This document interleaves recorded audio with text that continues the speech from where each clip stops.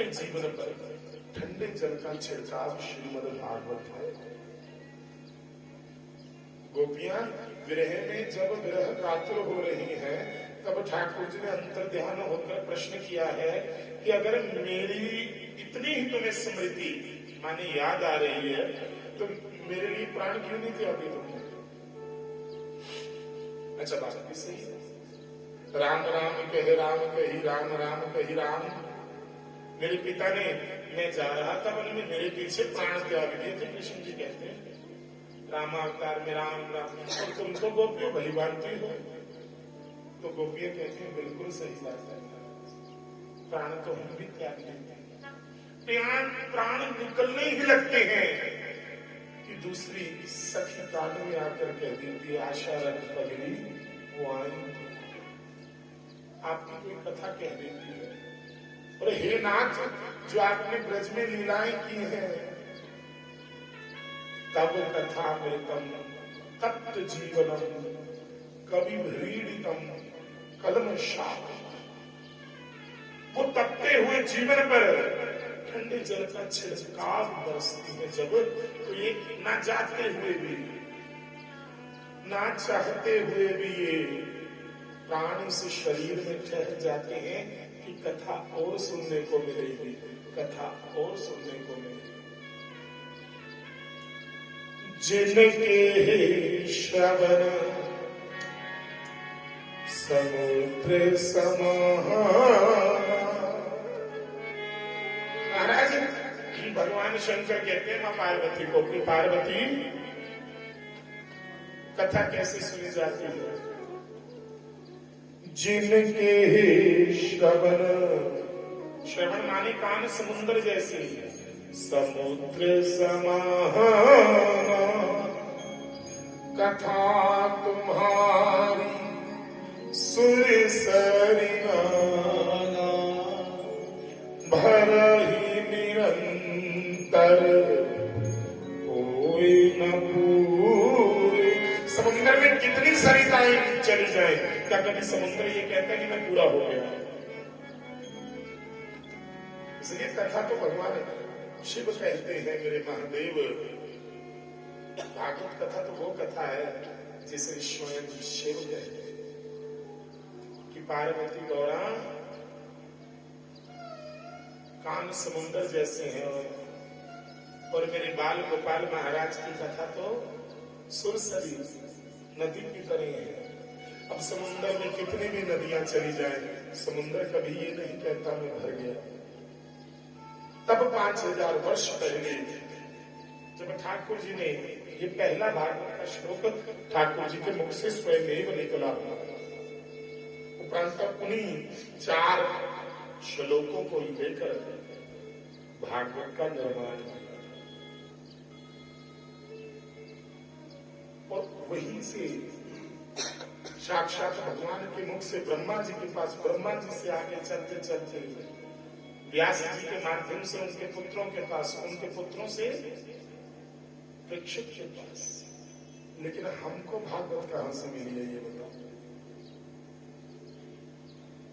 कभी सोचिए, विचार कीजिए कि आप और मेरे जैसों को भागवत किसने सुनाई? सुखदेव जी ने नहीं सुनाई।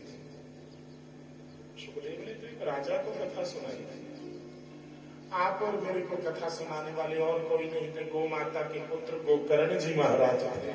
बोले गोकर्ण जी महाराज की जय। इसलिए गो की महिमा भला मैं क्या गाऊं, इसलिए गो का बारंबार पूर्ण पूजन करो। अगर गो ना होती तो आज आपके पास भागवत ना होती। राजा तो 3 अश्वमेध यज्ञ कर चुका था, हमने किए हैं क्या?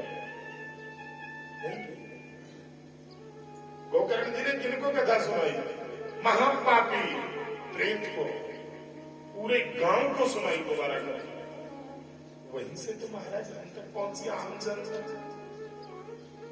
गोकर्ण जी महाराज जिनके माध्यम से ये कथा इस धाम धरा पर हम जैसे पापियों के लिए बने।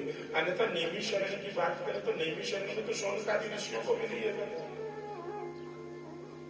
और हरिहर क्षेत्र में नारद जी भक्ति ज्ञान वैराग्य के मिली, वहां भी आपको और मेरे परिचय कहीं नहीं है। संसारी कार्य में लिप्त वही भागवत परीक्षित को सुनाई थी सुखदेव जी ने। यहीं से प्रश्न बना था कि परीक्षित को शाप लगा, उत्तरा के गर्भ से पांडवों का पौत्र, तो कथा को महाभारत काल की ओर लेकर गए हैं सूर्य। जब दुर्योधन अपने कान में ये सुनना चाहता था, पापी के प्राण भी नहीं निकल रहे थे कि कोई मेरे कान में आकर ये कह दे कि पांडव मारे गए। ऐसा पापी था जिसके प्राण नहीं निकले। तब अश्वत्थामा ने कहा था मैं 5 पुत्रों को मारूंगा, परंतु जाके राखी साइयां मार सकेगा। 5 पांडवों के बदले में उनके 5 पुत्रों को मारेंगे। मणि बहीन हुआ, दंड तो उसको मृत्यु दंड मिला था, परंतु द्रौपदी ने वहां कहा था कि मैंने युद्ध में अपने 5 पुत्र, मेरी कुलवधुओं ने अपने पुत्र गवा दिए। अब मैं नहीं चाहती कि मेरे गुरु माता बिना पुत्र के रहे, छोड़ दो। ब्राह्मण के लिए मृत्यु प्राणों की मृत्यु नहीं है, ब्राह्मण का सम्मान कम हो जाए, इसलिए वो जीवन भी मनुष्य रूप में मृतक है। तो उस आत्मगलानी से संतुष्ट होने हेतु उसने उत्तरा के गर्भ पर ब्रह्मास्त्र छोड़ा था, परीक्षित को मारने। वो परीक्षित जिसकी रक्षा भगवान ने गर्भ में की, पांडवों को राज्य दिलाया और राज्य दिलाकर आज जाना चाहते थे कि अब हो गया। मेरे ठाकुर जी का नाम हम जपते ना, कई लोग कहते हैं कि कृष्ण जी ने तो आनंद किया है, आजीवन संघर्ष और कुछ किया ही नहीं। जिस नगरी को अपने हाथों से बसाया, उस नगरी को अपने सामने ही विनष्ट होते देखा था, परंतु कभी मुस्कुराहट उनकी खिन्न नहीं हुई थी, वही मुस्कुराहट।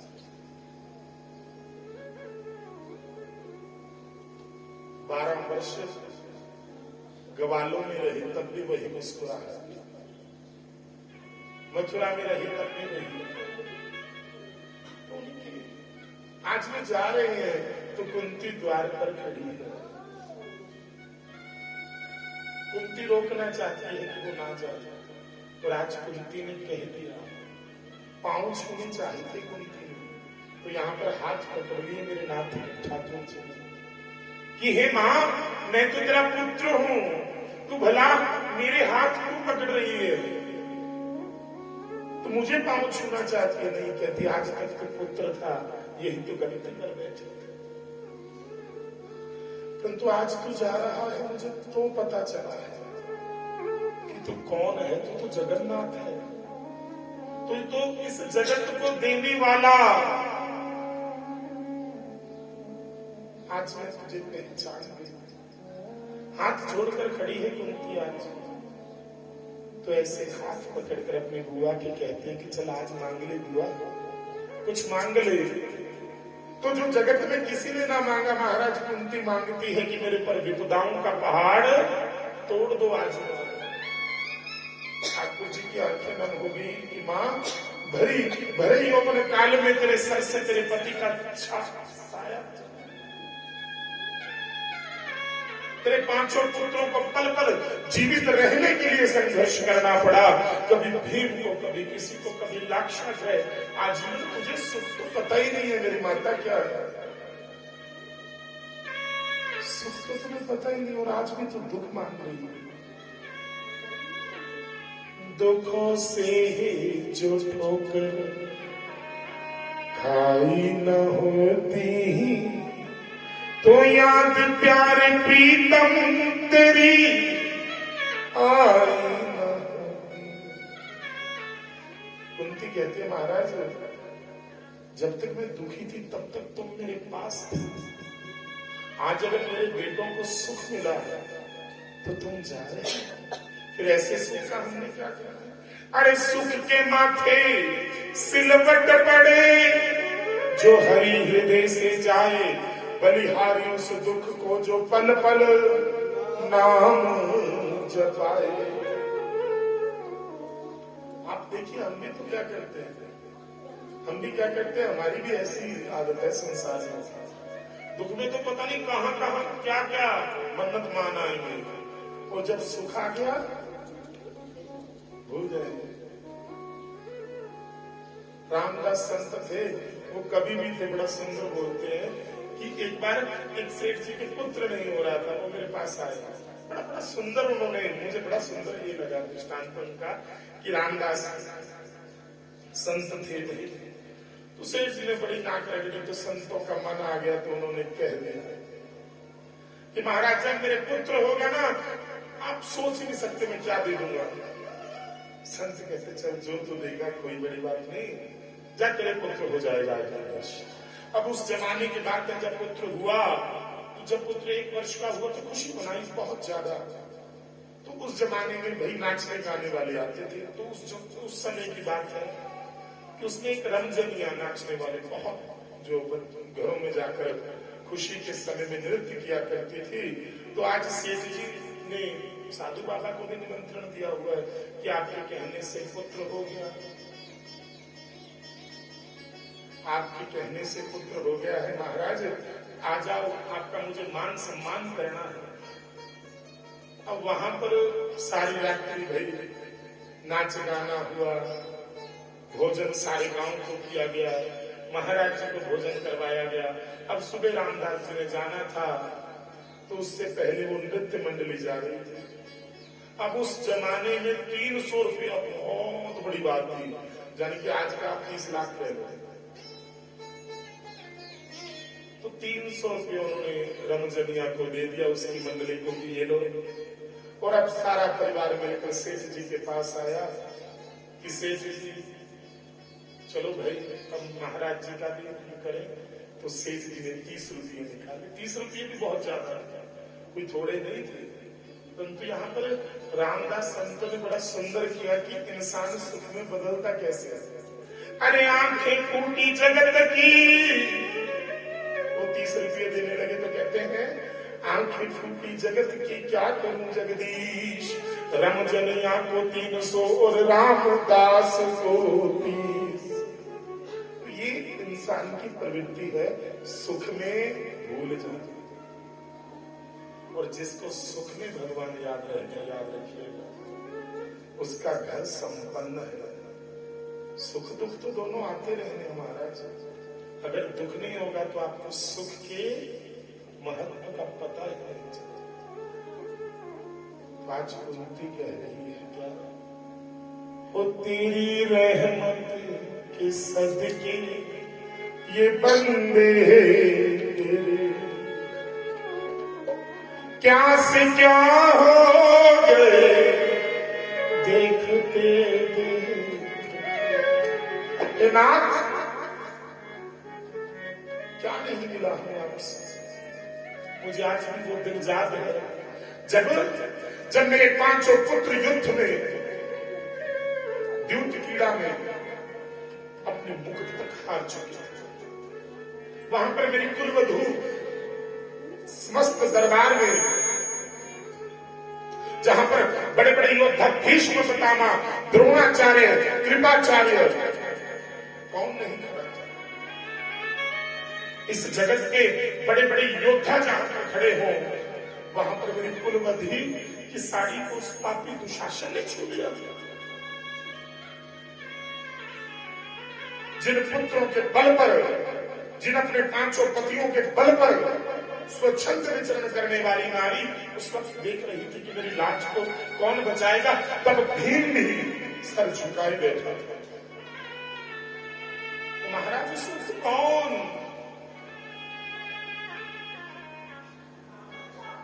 जब सब सहारे छूटे तब द्रौपदी ने कहा था, हे कृष्ण द्वारिका वासी वासी यादव नंदन कोरवी परिभूतां किम न जानासि केशव। तब महाराज आप स्वयं नहीं आ सकते। क्यों? क्योंकि आप शाल्वों से युद्ध कर रहे हैं। लेकिन युद्ध करते हुए आपकी आंखों में से कहते हैं ठाकुर जी ना शाल्वों के साथ युद्ध कर रहे और द्रौपदी के साथ ये घटना घट रही थी, तब रोते हुए अपनी उंगली से द्रौपदी का बांधा हुआ चीर उतारा था और वही चीर वस्त्रों का रूप धारण कर गया महाराज। कहने का तात्पर्य ये है कि मेरा भूल जाना तेरा ना भूलाना, हमारा किया वो छोटा सा कर्म है, पता नहीं कितने में वापस मिलता है हमें, सोच भी नहीं सकते, हमारी सोच छोटी, सोच हो कुंती जैसी, मांग हो कुंती जैसी कि मुझ पर विपदाएं तोड़ दो, क्योंकि हो कल जिनके मुकद्दर में कुछ भी न। मेरे बेटों को 5 गांव क्या सुई के नोक जितनी जगह भी नहीं देना चाहता था।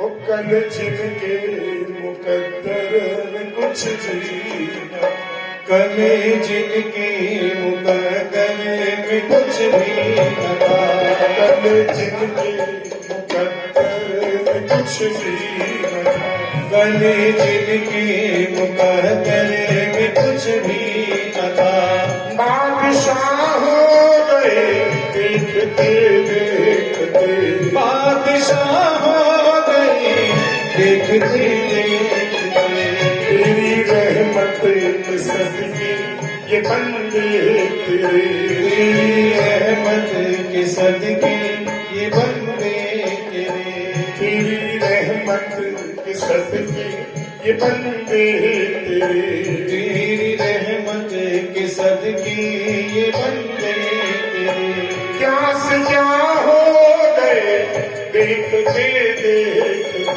क्या से क्या हो गए देखते देखते, कल जिनके मुकद्दर में कुछ भी न था, कल जिनके मुकद्दर में कुछ भी न था, बादशाह हो गए देखते देखते, बादशाह हो गए देखते देखते, तेरी चौखट पे आना मेरा काम था, तेरी चौखट पे आना मेरा काम था, आज तक मुझसे किया न गया, आज तक मुझसे ये क्यों किया ना गया, तेरी रहमत को क्यों कर मैं इल्जाम दूं, तेरी रहमत को क्यों कर मैं इल्जाम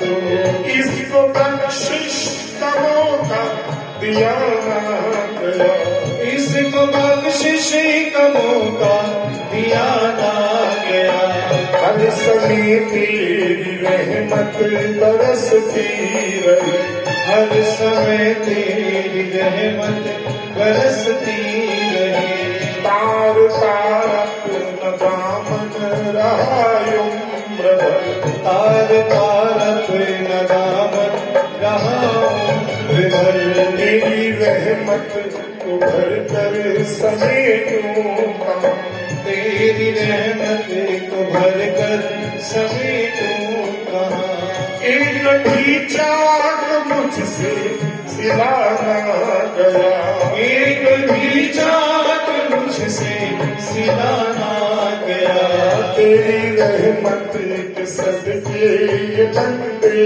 तेरे, तेरी रहमत के सदके ये बंदे तेरे, मैंने सोचा था मैं तेरे दर आऊंगा, मैंने सोचा था मैं तेरे दर आऊंगा, फिर यहाँ से मैं उठ कर कहीं जाऊंगा, फिर यहाँ से न उठ कर कहीं जाऊंगा, सोचते सोचते उम्र सारी गई, सोचती सोचती उम्र सारी गई, एक भी सजदा मुझसे किया ना गया, एक भी सजदा मुझसे किया ना गया, तेरी रहमत के सदके ये बंदे तेरे, तेरी सदके ये बंदे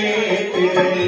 प्यास क्या हो गए देखते देखते, प्यास क्या हो गए देखते देखते। कल जिनके मुकद्दर में कुछ भी न था, गले जिनके मुकद्दर में कुछ भी न था। बादशाह हो गए देखते देखते, बादशाह हो गए देखते देखते। महाराज कुंती याद याद कर रही है उसकी रहमत।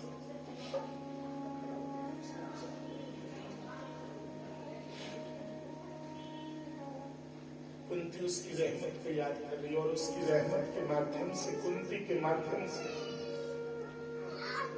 हम अपने आप को याद करें।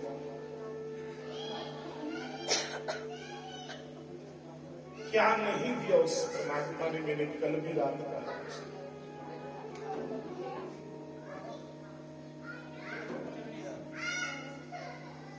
क्या नहीं दिया। कुंती की तरह महाराज सुख में याद करें उसे, क्योंकि जीवन में दुख और सुख ये दोनों तो आने ही हैं साथ। हम अपने जीवन में बैरिस्टर बन जाएंगे। भागवत वृत्ति को भगवताकार करती। आपने देखा होगा बड़े बड़े जज,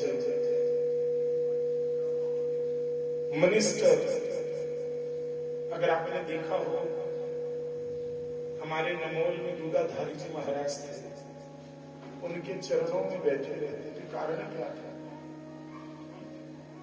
कारण क्या था? मोनी जी महाराज के पास बैठे थे। ब्रज में ऐसे कई सिद्ध साधु महात्मा हुए हैं जिनके पास बहुत बड़े बड़े। कारण क्या है? कि भौतिक उन्नति क्या है जीवन में? भौतिक उन्नति है अपने आप को कामयाब कर लेना, अपने परिवार को सेटल कर लेना। लेकिन अगर कोई जरूरी बात हो, मेरी माता मुझे बता देना, आप दोनों से कह रहा कृपया है, मेरा अनुरोध है। देखो भी बुरा मत मानिएगा। आप यहाँ पर आइए, 15 मिनट बैठिए, 20 मिनट बैठिए, 1 मिनट बैठिए, लेकिन जितना समय बैठिए शांत बैठिए, क्योंकि आप मेरे महादेव की कृपा से तंदुरुस्त हो तभी यहाँ तक आ गए, अन्यथा नहीं आ पाता है, रास्ते में रुक जाता है। तो उसकी इतनी कृपा हुई है कि आप यहाँ आ गए हो और यहाँ आकर खाली बीते चले जाए। भागवत में कथा आती है कि राजा अंग सदाचारी वेद दुराचारी आपसे प्रश्न। अब और ऐसा कोई नहीं है यहाँ पर जिसने भागवत को श्रवण न किया। प्रश्न है, अंग सदाचारी वेद दुराचारी। मैंने कल एक बात कही थी, सेवा का। अंग ने यज्ञ किया पुत्र कामेष्टि हेतु, पुत्र की कामना हेतु। अब समझिएगा बात को, क्यों बार बार बोलता हूं। यज्ञ तो कर लिया और यज्ञ का जो प्रसाद था वो राम को देना था और देने से पहले उसे सूंघने लग गया। तो ये सेवा प्राप्त है।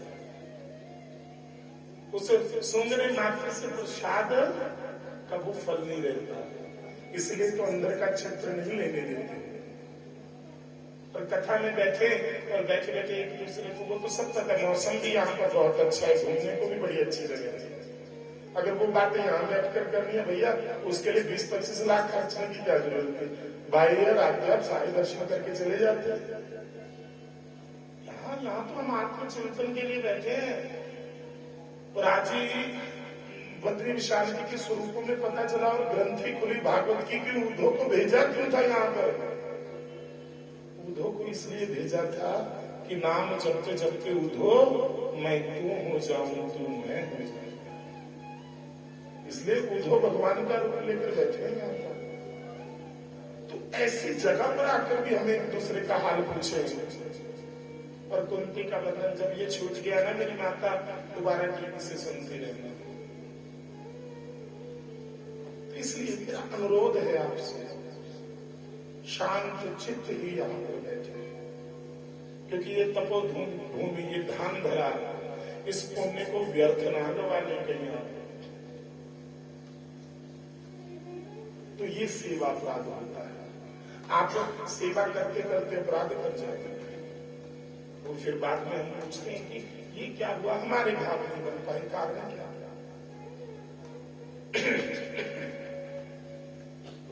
तो भगवान प्रबल प्रेम के पाले पड़कर प्रभु को नियम बदलते देखा। अरे अपना मान भले टल जाए, भक्त का मान न टलते देखा। जिनकी एक कृपा दृष्टि पर सकल जगत को चलते देखा, उनको गोकुल के गोरस पर सोबा मचलते देखा। महाराज ये तो वो है, कुंती ने रोका, रुके नहीं थे, रुके थे किसके लिए? अपने भक्त भीष्म के लिए। बुआ के कहने पर रुक तो गए, लेकिन रुके भीष्म के लिए थे, अब पांडवों के लिए नहीं। भीष्म से मिलना था, क्योंकि भीष्म बैठा था, जिद पर अड़ा था। किस जिद पर? देहंत काले तुम सामने हो, प्रभु बंशी बजाते इस मन को लुभाते। गाता यही नाथ में प्राण त्यागूं, गोविंद दामोदर माधवेती। श्री गंगाई का तट हो, इसमें अच्छा क्या हो सकता है? क्या गंगा के तट पर आप बैठे हो, इससे अच्छा और कुछ मुझे लगता है जीवन में हो ही नहीं सकता। हजारों विकार जहां कर दूर हो जाए, ऐसे उत्तरायण में सूर्य आयो, नाथ मेरे सामने हो तो प्राण त्याग देगा, अन्यथा प्राण नहीं त्याग। और जाके भीष्म के आगे ऐसे खड़े हैं, भीष्म कहता है ये रूप नहीं महाराज, प्राण त्यागते वक्त तो मुझे वही रूप चाहिए। कौन सा? जब आप शस्त्र उठाकर मेरी ओर आ रहे थे। आंखों में बातें हो रही है। देखो भीष्म ने प्राण त्यागने और कह रहे हैं कि भगवान आपने नियम क्यों तोड़ा, आपने शब्द क्यों तोड़ी? आपने अपने शपथ तोड़ दी तो क्या करता? भीष्म मरना तेरी टूट जाती। अपना मान भले टल जाए, पर भक्त का मानना टलते देखा। मैं क्या करूं? भीष्म हर बार हार जाता हूं, और जब होड़ लगी मेरे भक्तों से, तब मेरी वहां पर कुछ न चले। मुझ में और मेरे भक्तों में भीष्म मेरे भक्त बलि निकले। यह प्रेम का पंथ निराला है, इस पथ पर जो कोई चल निकले। अरे मेरी मर्यादा टले तो टले, मेरे भक्त का मान टले न टले। बांधिए, ये पता नहीं आपके पास 1 दिन है, 2 दिन है, 4 दिन है, कितने दिन आप यहाँ से डोर बांध कर लेकर जाइए, जो मेरे ठाकुर जी को बांधती है। कौन सी डोर? बांधा था द्रौपदी ने जी चार तार में, और कुब्जा ने। इसके बाद बढ़ाओ भैया, इतनी कम कर दो, इसकी बढ़ाओ थोड़ी सी। अरे बांधा था द्रौपदी ने जिन्हें 4 तार में, कुब्जा ने लिया बांध एक पुष्पहार।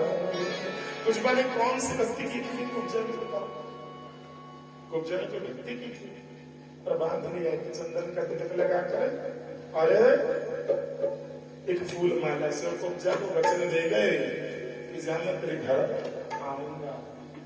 बांधा था द्रौपदी ने जिन्हें हो, बांधा था द्रौपदी ने जिन्हें 4 तार, जिन्हें 4 तार में, जिन्हें 4 तार में। कुब्जा ने लिया बांध एक पुष्पहार में, कुब्जा ने लिया बांध एक पुष्पहार बांधा था द्रौपदी में जिन्हें हो, बांधा था द्रौपदी में जिन्हें चार तार, जिन्हें चार तार में, जिन्हें चार तार में, खूब जान लिया बांध एक पुष्पहार में, एक पुष्पहार में, एक पुष्पहार में।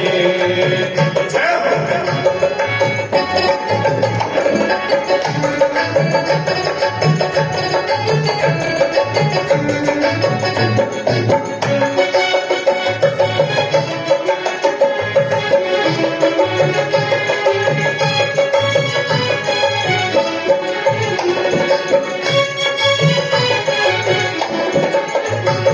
दो अक्षरों के नाम से प्रहलाद ने बांधा, दो अक्षरों के नाम से प्रहलाद ने बांधा, दो अक्षरों के नाम से प्रहलाद ने बांधा, दो अक्षरों के नाम से प्रहलाद ने बांधा।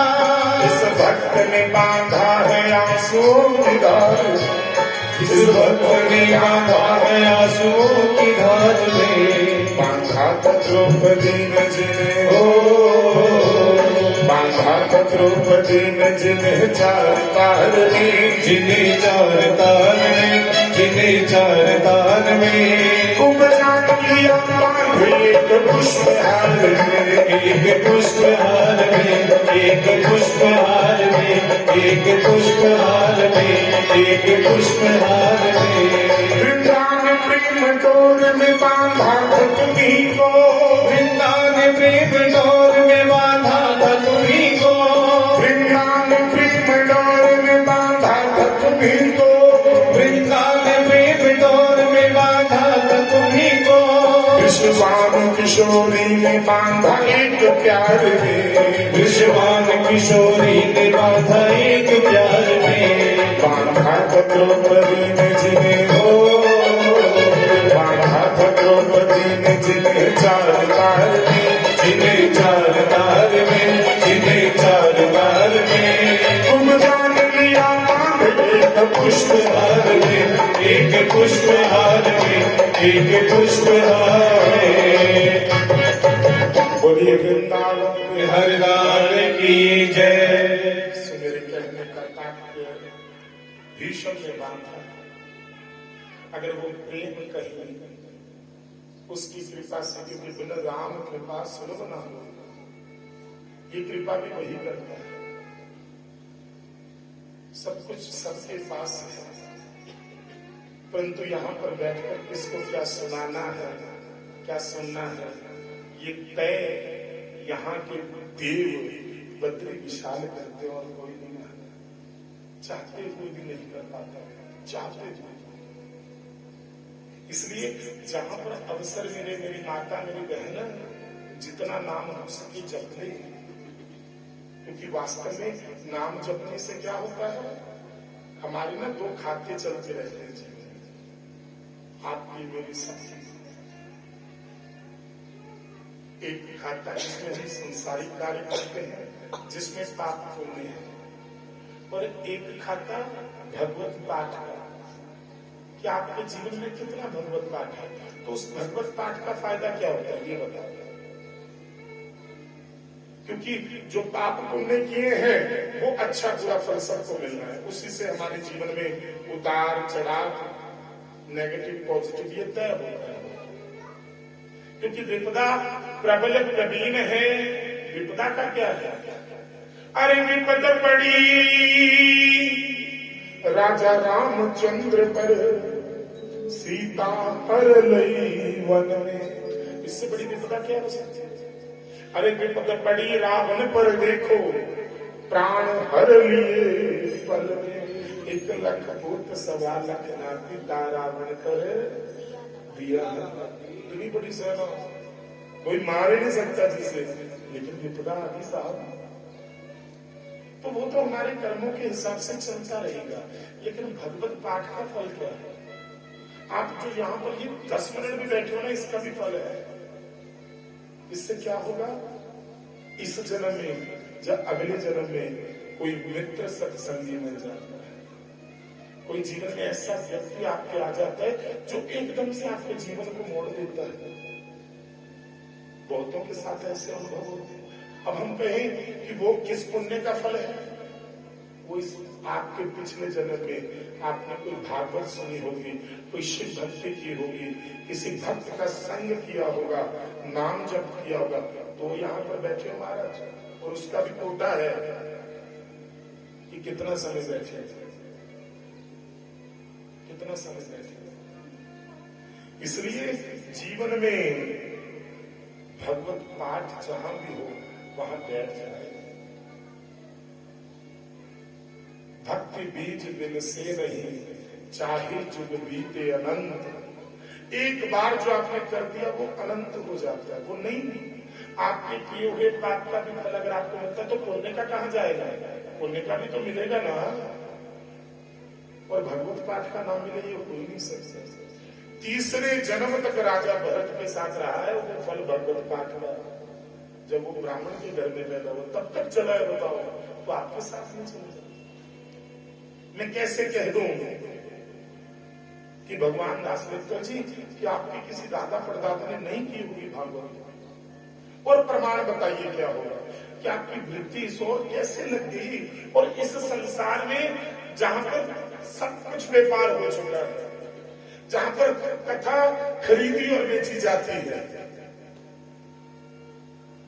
जहां पर ये मजबूरी बन चुकी है। मैं कई बार मैं रात चर्चा हुई तो छिड़की बात भागवत पढ़ने गया था और वहां से वापस आ गया, तो नहीं छोड़ो, ये तो बेचनी और खरीदनी पड़ेगी भाई, ये तो पैकेज बनाए जाएंगे आगे जाके इसके।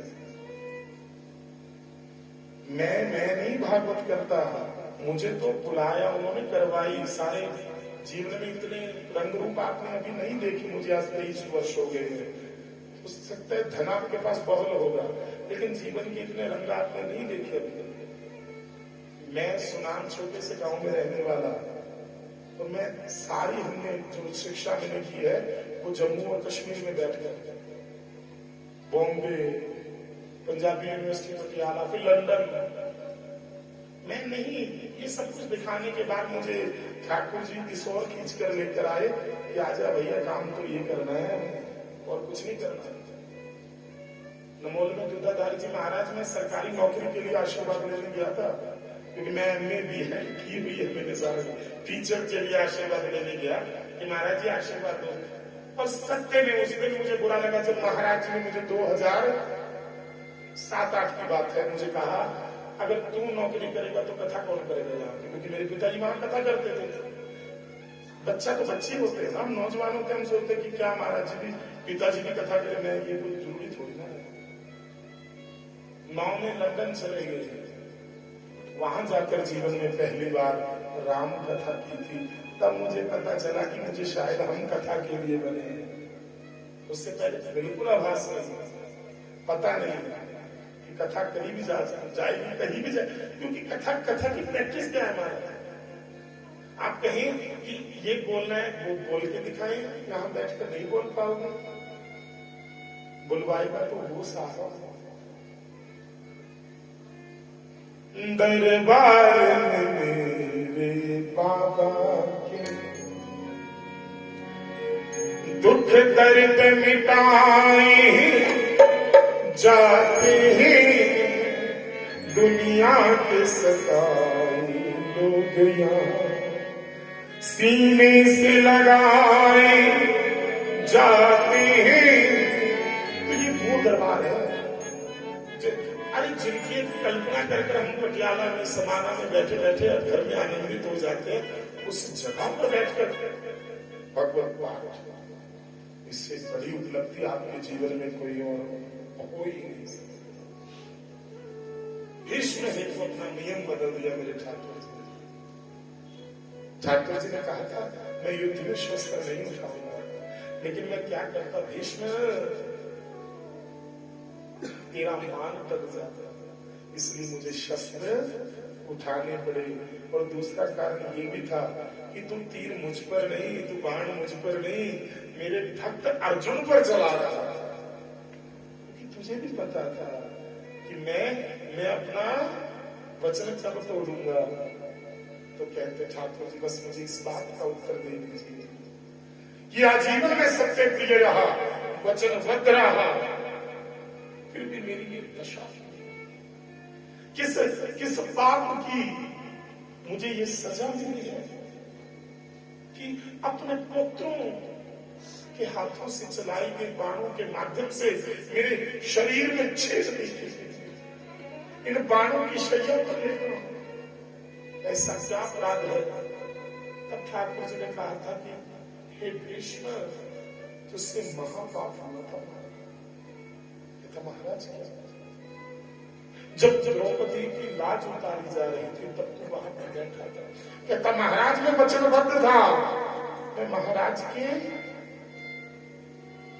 अनुरूप मुझे चलना था, वहां बैठा मैं चाहकर भी कुछ नहीं कर सकता था।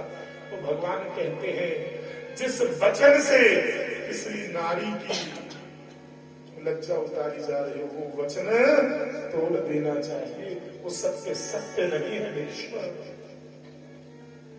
वो पते तू क्यों नहीं तोड़ पाया, अब ये भी बता दिया कि तोड़ क्यों नहीं पाया तू, क्योंकि तेरे रगों में जो रक्त था वो दुर्योधन के अन्न से बना हुआ था, क्योंकि दुर्योधन उस वक्त राजकुमार था। क्यों हम कोई बैकवर्ड ऐसे कोई जातिवादी लोग नहीं थे कि हम कह दें कि उसके घर का नहीं खाना उसके घर का नहीं खाना। हमारे नियम थे महाराज की किसका खाए किसका ना खाए, क्योंकि जिसका खाओगे रंग चढ़ते चढ़ते चढ़ते, इसलिए हम झूठा नहीं खाते। आप कह देते ना प्रेम नहीं खाया जाता है, तो प्रेम तो फिर सुदामा जैसा होता है, प्रेम तो फिर गोपियों जैसा होता है। ये प्रेम थोड़ी ना है कि मित्रता में पता चल जाए ना, कोरोना में मित्रता का पता चल गया ना, भगवान दास संबंधी भी शमशान में नहीं आते थे, आत्मा नहीं समझे शाम पे सबको अपना आप प्यारा नहीं बुला लो, तब मित्रता कहां गई थी। यहाँ सभी पैसे वाले बच्चे थे, पैसा हाथ में लिए लोग घूम रहे थे अस्पतालों में, डॉक्टर भगवान लग रहा था उस वक्त सबको कि भैया बचा ले, एक दिन का तो फीस लेना 30%, लेकिन किसी हिसाब से बेड देते थे।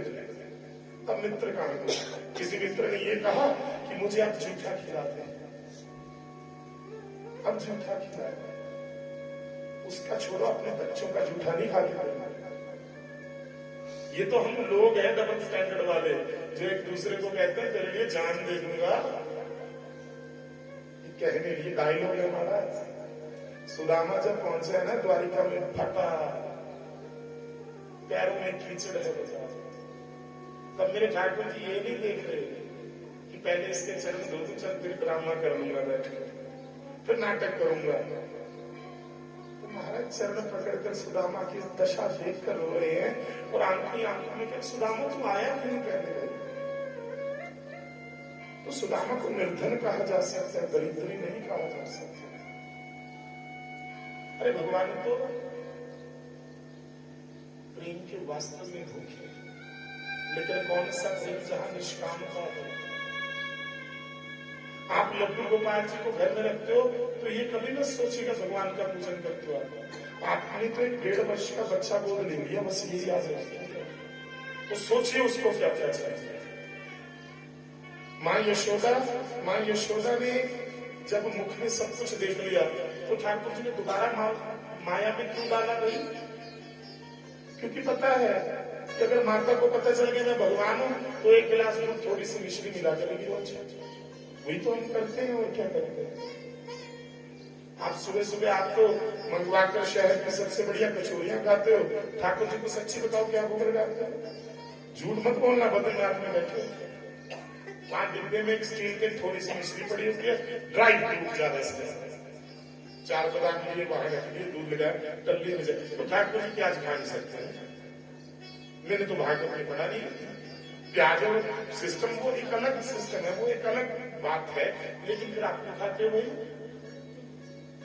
नहीं आप नहीं खाते, मैं तो वैसे एक संसारिक बात कर रहा हूं हमारी। ठाकुर जी को पता है वो लड्डू गोपाल को क्यों बनाया था इन्होंने।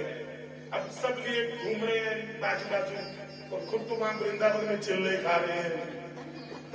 वो बेचारा देख रहे मेरी बारी करवाई, और फिर कहते हैं हम भगवान सुनता नहीं, सुनेगा क्या, तुमने सुनाया ही नहीं, वो तो बेकरार बैठे है सुनने के लिए। तेरी चौखट पे आना मेरा काम था, आज तक मुझसे ये तो किया ना गया। यहाँ आए हैं महाराज, उसकी चौखट पे आए हैं और घूम कर आजू बाजू, और भगवान तो चाहते हैं कि ये इधर उधर ही रहे, ये ठीक है, वरना मुझे बांध लेगा। और बांधा कैसे? मैया यशोदा ने उखल से बांध लिया। जगत का त्रिपुरारी भगवान शंकर ऐसे खड़े हैं कि कैसे छुड़वाओ, यशोदा के आगे मेरी भी नहीं चलती। अरे वो तो प्रेम चाहता है आपसे, तो प्रेम चाहता है। भक्ति अंक में ऐसे आज से 100-200 साल पुराने माताओं के चरित्र पड़े जिन्होंने लड्डू गोपाल जी से बातें तक की।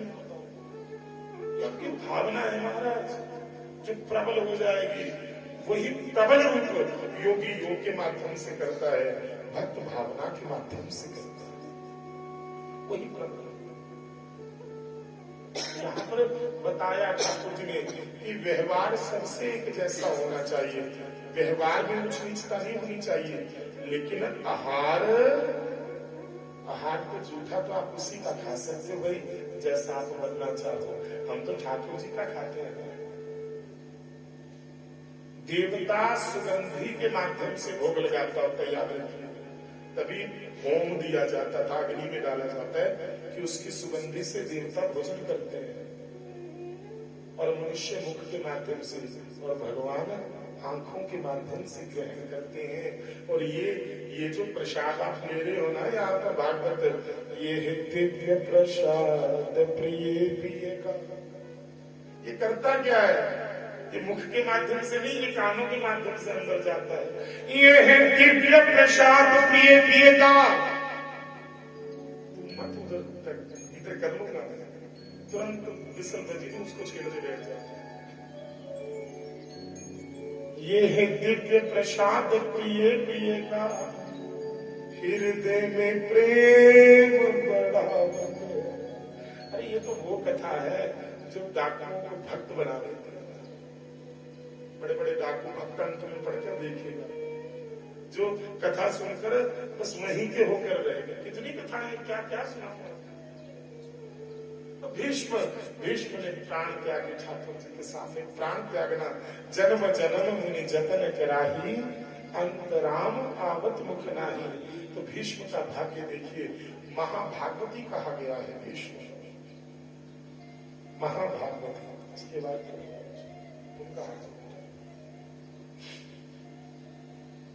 महाभागवती भीष्म। तो जीवन हो भीष्म जैसा। मृत्यु तो भैया सबकी आनी है, किसी की आज कोई आज गया, कोई कल गया, कोई जाने को तैयार खड़ा, परंतु मृत्यु हो भीष्म जैसी उनकी याद में, क्योंकि अंते मति सा गति। जो अंत में मरते वक्त आपकी मति होगी ना, वही अंतो गत्वा आपकी गति होगी। आपके इस जन्म से जोशी आपके पिछले जन्म का बता देते हैं कि ये क्या करता होगा। चाल ढाल से, उठने बैठने से, सोने से, व्यक्ति के सोने से व्यक्ति के व्यवहार का पता चल जाता है कि ये कैसा व्यक्ति है। हनुमान जी लंका में प्रवेश कब किया भाई?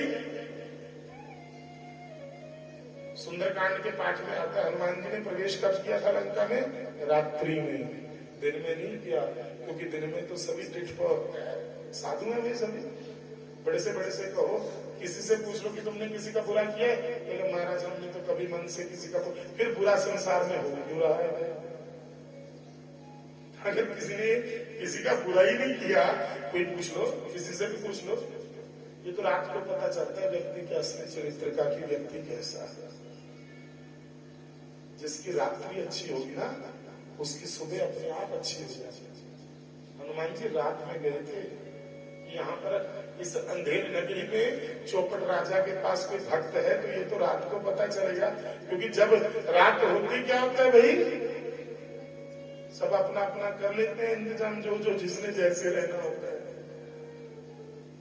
तो हनुमान जी को पता था कि जो सही वृत्ति का व्यक्ति होगा वो रात को क्या कर रहा है।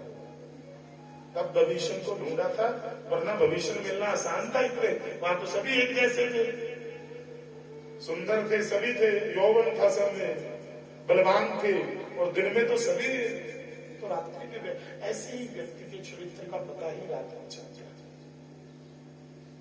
तो अपने चरित्र का निर्माण करना है तो भैया सत्य प्रिय रहे, जितना हो सके उतना सच बोलना प्रारंभ करें, भगवत पाठ करें, निंदा का त्याग करें। और खासकर आप एक दिन के लिए यहाँ पर आए हो, 2 दिन के लिए आए हो, निंदा किसी की नहीं करनी। जिसने बुरा भी किया हुआ हमारे साथ वो जाने, मेरे मालिक के दरबार में है सब लोगों का खाता,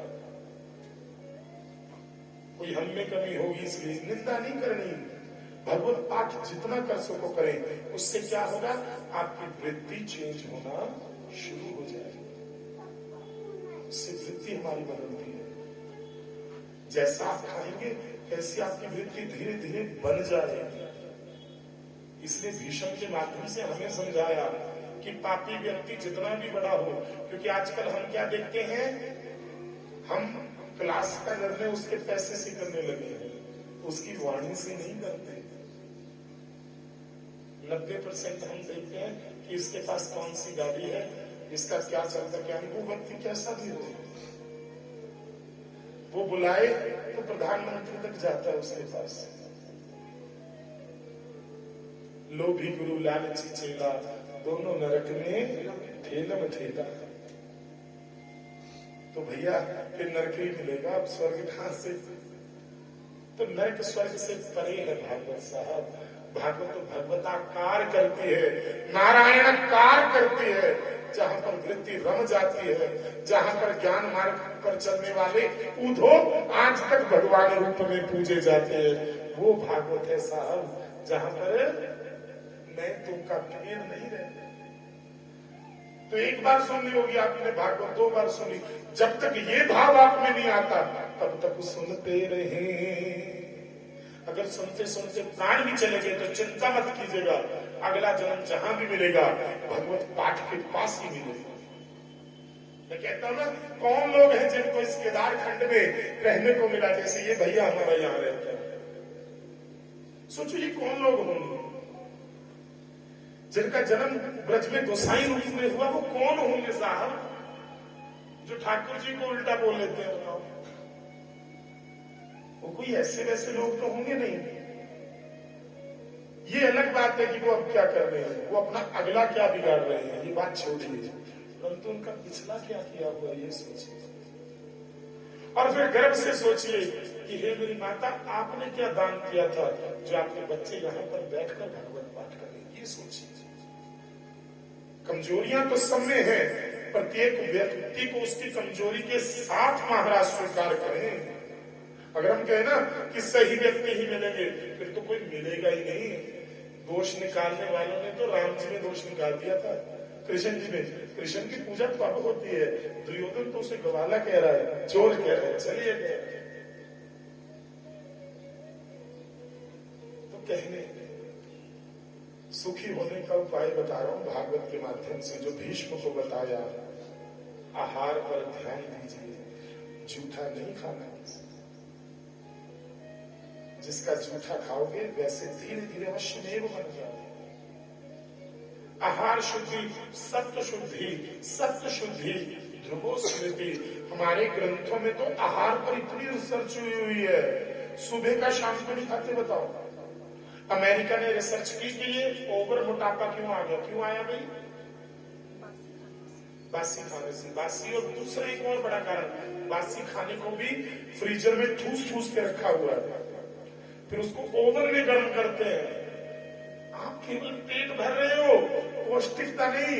एक ग्रास जब आपके अंदर जाता है मेरे भाई, एक ग्रास, आपको पता है उसका क्या क्या बनना है? उससे आपकी त्वचा बनना है, आपका रूप बनना है, आपका तेज बनना है, आपका वीर्य बनना है, आपका मद्दा बनना है, आपका रक्त बनना है। और 3 दिन का बासी आप खा रहे हो, क्या बनेगा सोचो। भारत के मनीषी ऐसे थोड़ी ना कि जो मारा है। आप उस धरा पर आपने जन्म लिया, आर्यव्रत जम्बू द्वीप, जहां पर 6 ऋतुएं हैं। बताओ कौन से? 9 द्वीप हैं, 7 द्वीप 9 खंड, 7 द्वीप हैं, 9 खंड हैं इस पूरी पृथ्वी के। कोई द्वीप बताओ जहां पर 6 ऋतुएं होती जिसपे हम रहते हैं। ये तो चलो कट कट के छोटा सा भारत रह गया। आप उस धरा पर आपने जन्म लिया है जहां पर 6 ऋतुएं है। आपको सर्दी चाहिए, गर्मी में भी मिल जाएगी।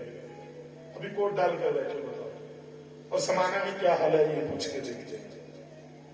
आपको अभी बारिश चाहिए आसाम की ओर, बारिश मिल जाएगी। अरे हमारे यहाँ तो भोजन की प्रथा, सर्दियों में क्या खाना है, गर्मियों में क्या खाना है, हमारे पास इतना कुछ है। लेकिन क्या हो गया, जो योगी थे वो तो भोगी हो गए, जो भोगी थे वो योगी हो गए।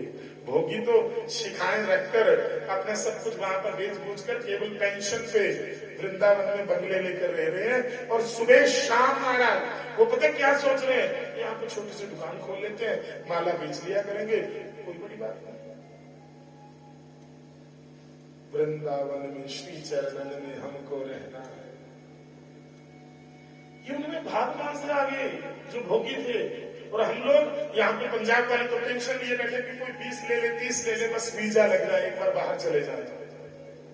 तो मुझसे सभी ये कहते थे तुम बाहर से यहाँ क्यों आ गए। और सत्य में मैं नहीं रह सकता था, कभी भी वहां नहीं रह सकता। धन कमाया जा सकता है मंदिर में, बहुत यहाँ से बहुत ज्यादा कमाया जा सकता है। लेकिन मैं कई बार सोचता हूँ, मेरी बहन ने पूछा था रात मुझसे आप क्यों आ गए, फिर बताओ तुम्हारे यहाँ का भोजन कौन करता आज इस तारीख में, अगर मैं लंदन में होता। बद्री विशाल के बहन का कथा कौन करता है, भगवान दास जी। आपके साथ पिछले जन्म का लेन देन जो पड़ा है वो पूरा कौन करता अगर मैं लंदन में होता। ये तो मेरे ठाकुर जी हैं जो ले आते हैं, बांध लेते हैं। मनुष्य कहीं भी बांध लेगा उसको ले आएंगे। तो अपने जीवन में आहार पर ध्यान देना मेरे भाई। आज की दूसरे दिन की कथा भीष्म की कथा है, प्रधान कथा है। अन्न कैसा खाना है, धर्म पत्नी शब्द है, धर्मपति शब्द नहीं है।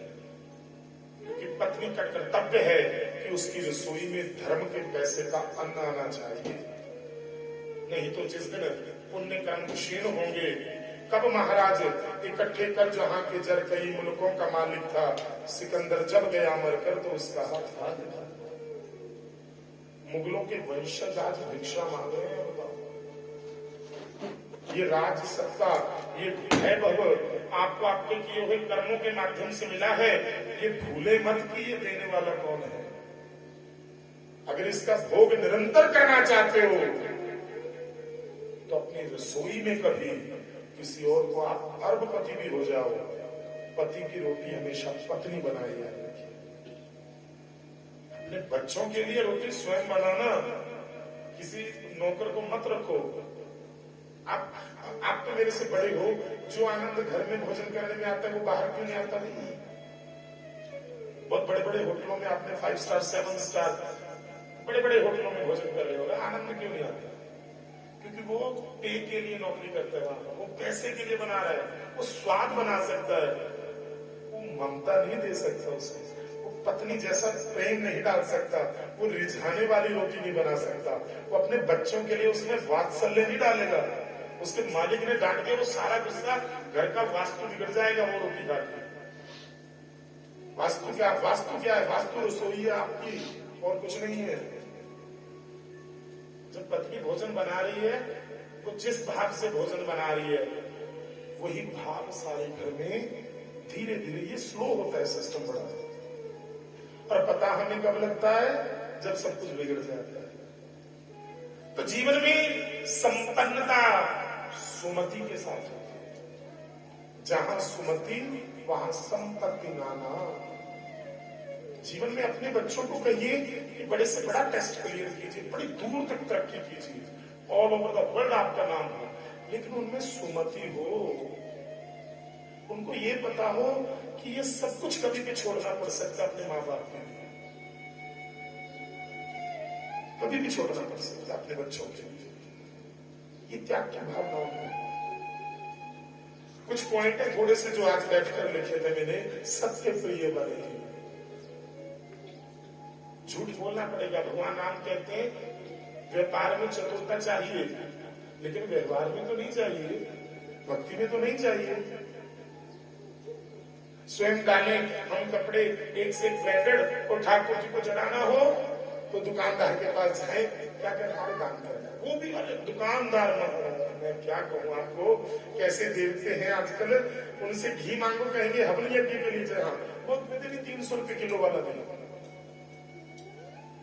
अरे उस घी से ज्योत का महत्व क्या है? उसकी एनर्जी आपके घर में जानी है और किसी घर में नहीं जाने।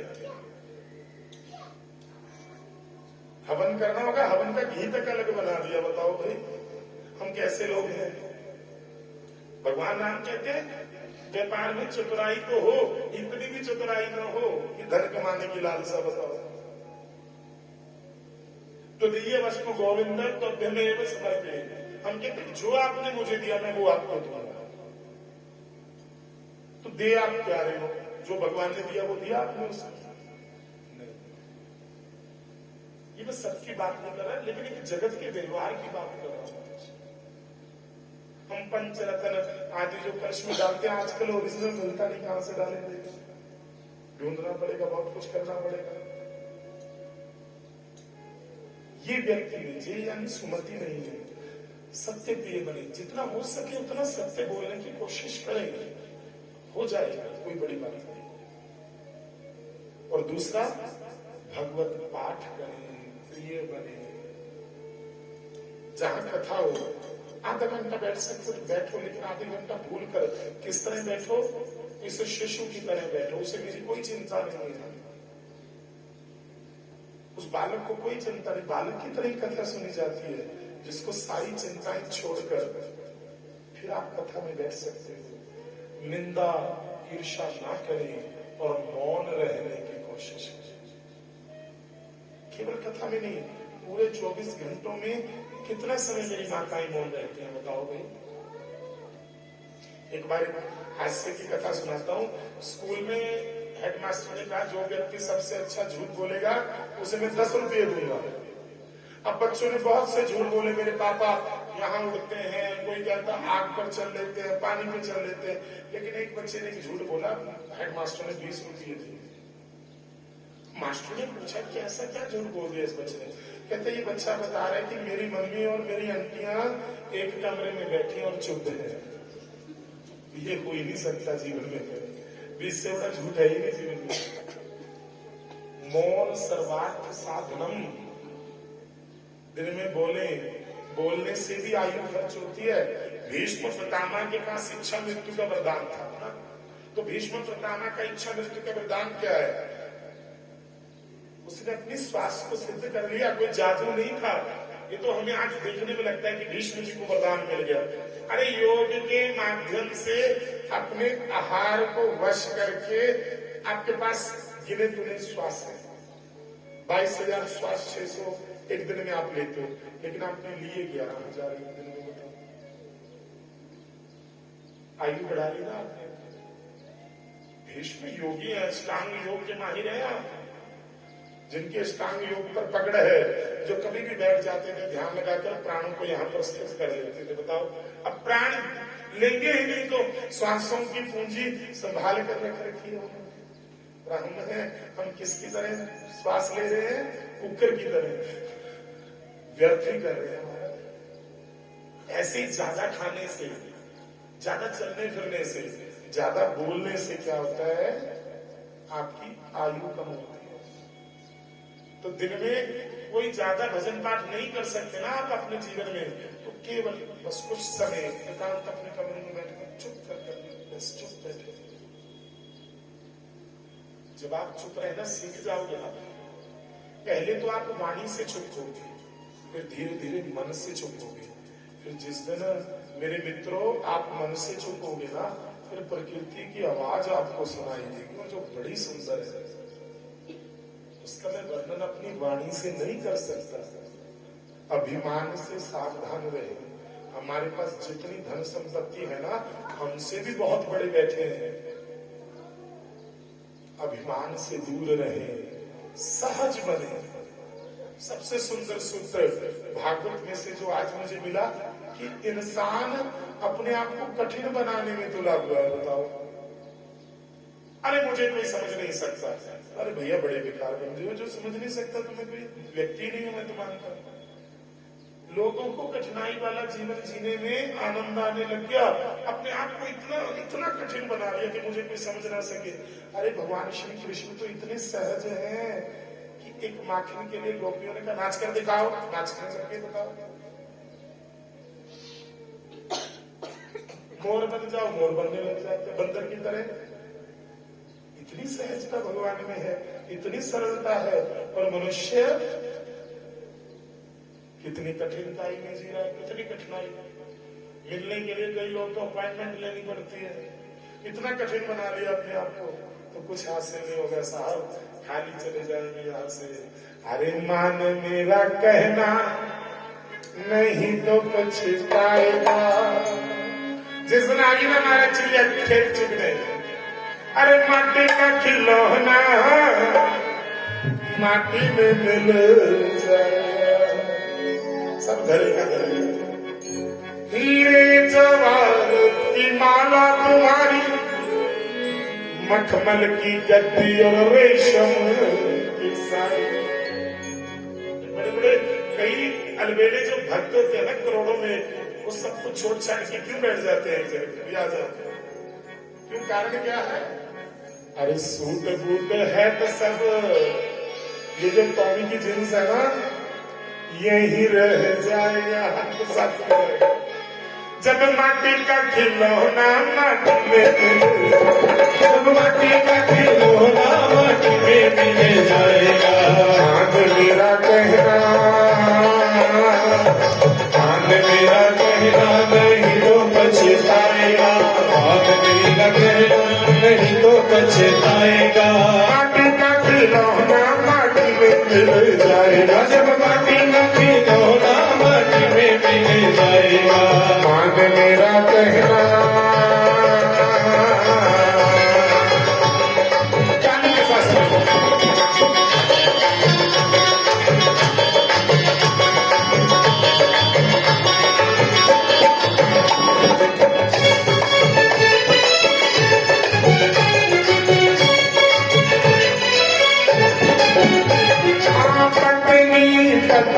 पिता और माता, सखा मित्र सहोदर भ्राता।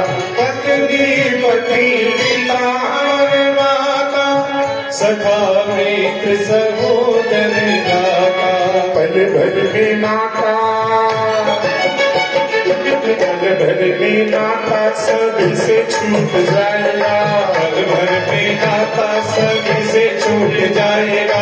पल भर में नाता सभी से छूट जाएगा, पल भर में नाता सभी से छूट जाएगा। जब माटी का खिलौना माटी में मिल जाएगा, जब माटी का खिलौना माटी में मिल जाएगा, जब माटी का खिलौना माटी में मिल जाएगा।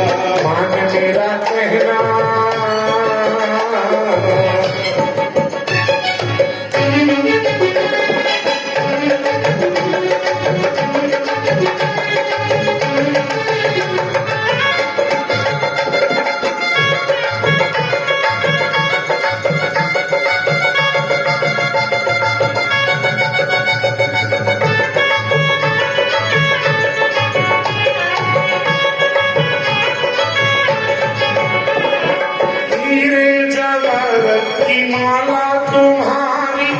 मखमल की गद्दी और रेशम की साड़ी, मखमल जवारा की माला तुम्हारी, मखमल की गद्दी और रेशम की साड़ी। हीरे जवाहरात की माला तुम्हारी, मखमल की गद्दी और रेशम की साड़ी। हीरे जवाहरात की माला तुम्हारी, मखमल की गद्दी और रेशम की साड़ी। है बूट सूट सब, है बूट सूट सब यही रह जाएगा, है बूट सूट सब यही रह जाएगा। है बूट सूट सब यही रह जाएगा, है बूट सूट सब यही रह जाएगा। जब माटी का खिलौना माटी में मिल जाएगा, जब माटी का खिलौना माटी में मिल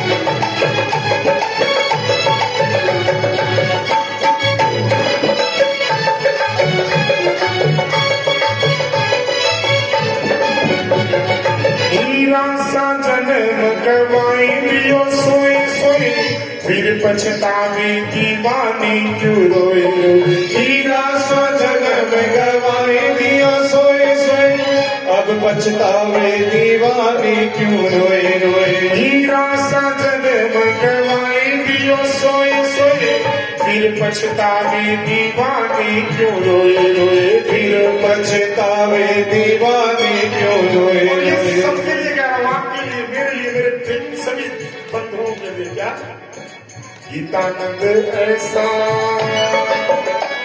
कब मिलेगा, कब समय मिलेगा कुछ नहीं पता। गीतानंद ऐसा जन्म नहीं पाएगा, गीतानंद ऐसा जन्म नहीं पाएगा। माटी का खिलौना माटी में मिल जाएगा। जब माटी का खिलौना माटी में मिल जाएगा। जब माटी का खिलौना माटी में मिल जाएगा। कुछ काम नहीं आएगा साहब, कुछ काम नहीं आएगा। वो सब संसारिक पदार्थ है, संसार के लिए ठीक है, लेकिन आत्मा की खुराक कभी नहीं बन सकती। आत्मा की खुराक साधन कभी नहीं बन सकते। परीक्षित के पास क्या कम साधन थे साहब? पांडवों ने जब स्वर्गारोहिणी की यात्रा की है, ठाकुर जी स्वधाम पधारे हैं, तब अर्जुन ने बड़ी सुंदर बात कही। मेरे भाई, आज अगर एक फैक्ट्री कल 2 हो, आपकी 4 हो, 5 हो, 6 हो, 10 हो, लेकिन कभी अभिमान मत करो। अर्जुन ऐसे कंधे झुकाए खड़ा था युधिष्ठिर के पास। युधिष्ठिर ने देखा मेरे भाई का तेज, मेरे भाई का तेज कैसे कम हो सकता है? क्या तुमने किसी अगम्य स्त्री से संग किया? क्या तुमने किसी ब्राह्मण का अपमान तो नहीं कर दिया? जब तुमने गोहत्या, नहीं नहीं नहीं, तुम गोहत्या नहीं कर सकते, तुमने गोहत्या देख तो नहीं, क्या हुआ? मेरे भाई जिनकी भुजाओं के बल पर मैं अपना राज्य सुरक्षित समझता हूं, वो मेरा भाई बलहीन क्यों है? तब अर्जुन ने कहा था कि पुरुष बली नहीं होते हैं, समय होत बलवान। भैया, जिसके बल पर हम रहते थे ना, वो सहारा छूट गया, मेरा नाथ मुझे धोखा दे गया, वो छलिया निकला, वो स्वधाम चला गया। अरे जिस जिस बल पर मैं सोचता मैं युद्ध जीत लूंगा, आज मेरे हाथों से मेरा बाण भीलों ने छीन लिया भैया। अरे पुरुष बली नहीं होते हैं, समय होत बलवान। भीलन लूटी रानियां, वही अर्जुन वही भगवान। जिसके बाण की टंकार से अंदर कांप जाए, वो बाण लूट लिया, रानियों को लूट लिया भीलों ने। इसलिए क्योंकि पांडवों का समय पूरा हो। तो भैया, ये आपके कर्मों का फल है, ये कुछ समय तक चलेगा। इसलिए मेरे भाई बहन, व्यासपीठ का निवेदन है, बड़ी विनम्रता से धन का अभिमान मत करो। उस अभिमान के बल पर किसी को कुछ कह मत देना, क्योंकि सब दिन होतना एक समान। जिस राजा घर संपत्ति, राजा कौन? हरिश्चंद्र। संपत्ति कैसी? समेरु पर्वत समान। वक्त की मार पड़ी देखो ऐसी, आन खड़े शमशान। तो ये कथा और कुछ नहीं सिखाती हमें, ये तो बस हमें केवल बार बार, कथा तो दर्पण है आपके जीवन का, उसमें कथा सुन के देखा करो, अरे कहीं मैं ऐसा तो नहीं बन गया। बार बार याद करवाती है आपको कि गीतानंद ऐसा जन्म नहीं है। पांडवों ने स्वर्गारोहिणी की यात्रा की, परीक्षित को राज्य दिया गया, 5 वर्ष की आयु, और परीक्षित जैसा राजा जिसने कलयुग को आगमन नहीं होने दिया, 3 अश्वमेध यज्ञ किए। अब जीवन में सत्संग का प्रभाव क्या होता है, ये सुनिए। आपको पता है जो कलयुग प्रारंभ हुआ है 32 वर्ष लेट प्रारंभ हुआ है। 32 वर्ष लेट। कारण क्या? परीक्षित। उसके जीवन की दिनचर्या ऐसी है कि कलयुग उसको छू ही नहीं पाया। बताओ, उसके राज्य में नहीं आ पा रहा। सुबह उठता है, दान कर रहा है, यज्ञ कर रहा है, ब्राह्मणों में बैठा है, संतों में बैठा है, राज्य में बैठा है, झूठ कहीं है ही नहीं, तो कलयुग में प्रवेश कहां करे? किसके माध्यम से प्रवेश करे? परीक्षित। क्योंकि राजा और ब्राह्मण ये दो, राजा कोई भी हो सकता है, ब्राह्मण का माने अध्यापक। ब्राह्मण को आप जातिगत मत लीजिएगा, ब्राह्मण को अध्यापक लीजिए। उस समय अध्यापक ब्राह्मण थे। समझ लीजिए कि इस स्टेट का मुख्यमंत्री और यहाँ के अध्यापक, जब ये दोनों बिगड़ जाएंगे तब संसार बिगड़ जाएगा। क्योंकि राजा नीतियां लालचवश अच्छी नहीं तय करेगा और अध्यापक बच्चों को अच्छा ज्ञान नहीं देगा, तो कलयुग का प्रवेश हो जाएगा। तो इन दोनों के पास कलयुग जा नहीं पाया, क्योंकि उसका ओरा ही ऐसा था।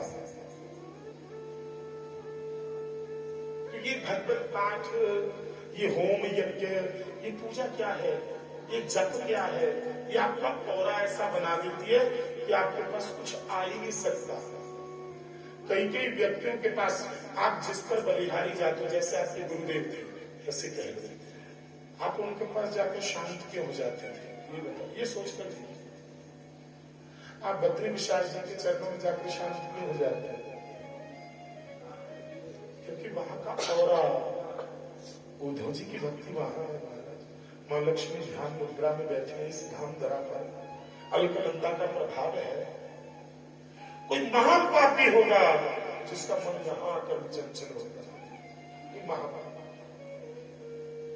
कोई महापापी मानता हूं मैं उसे, क्योंकि वहां पर किया हुआ पाप यहाँ पर लिख लीजिए, मुक्त हो सकते हो, क्षमा मांग लेना, लेकिन यहाँ पर किया गया अपराध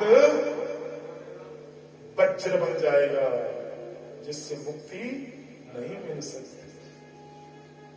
परीक्षित से यही तो कठिनाई हुई थी कि संतों के आश्रम में अपराध हो गया जाए, वो भी कैसे?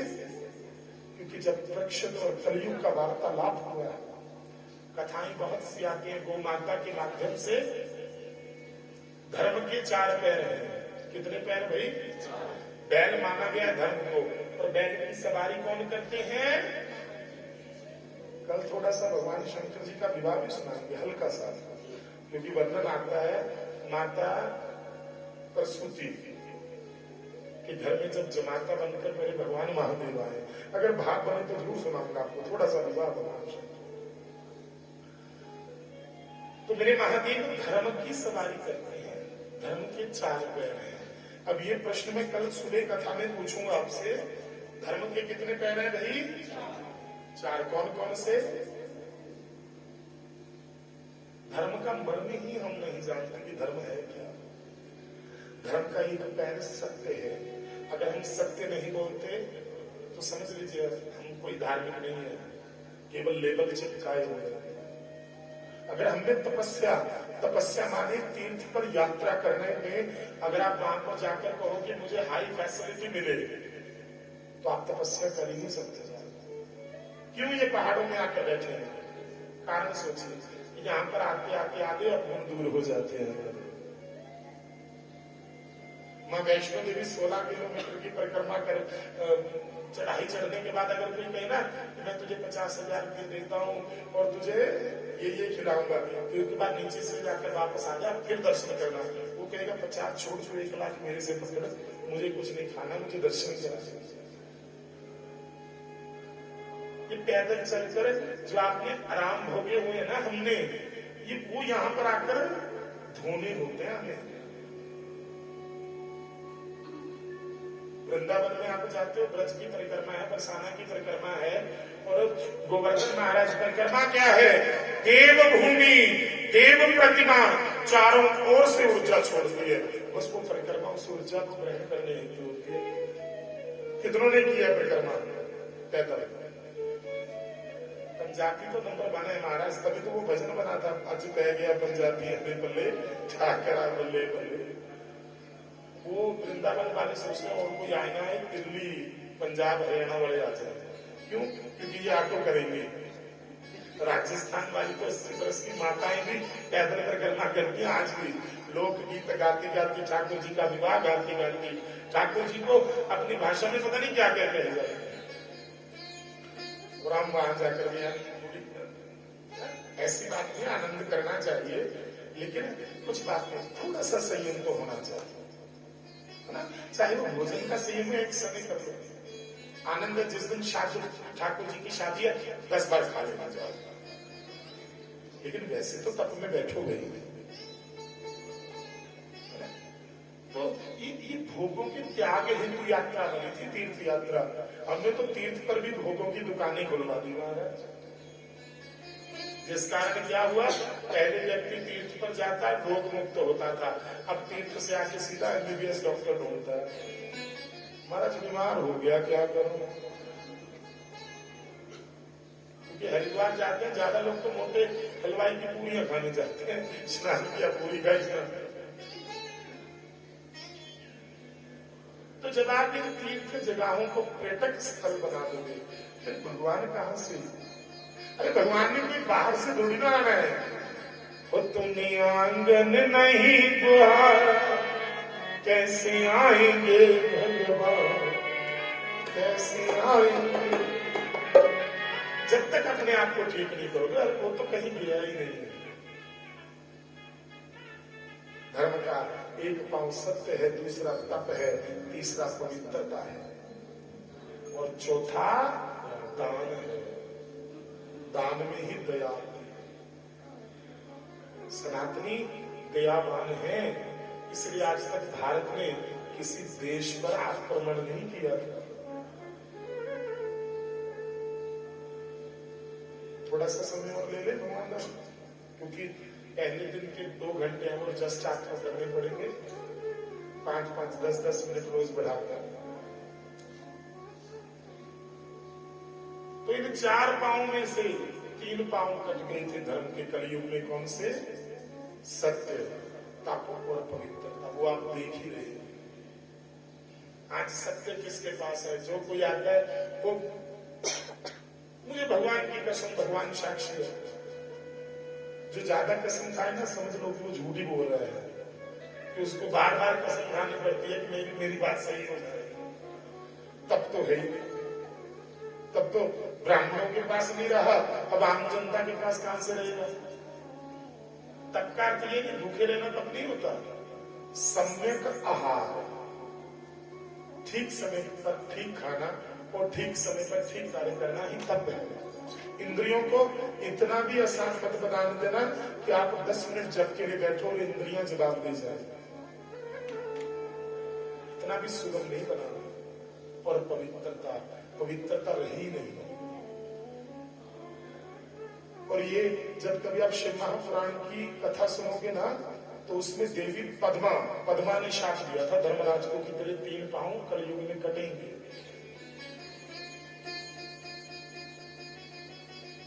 वो परीक्षित था जिसने कलयुग में भी सतयुग द्वापर त्रेता बना दिया था। परीक्षित के राज्य में सत्य भी है, तप भी है, पवित्रता भी है। क्योंकि राजा क्या है?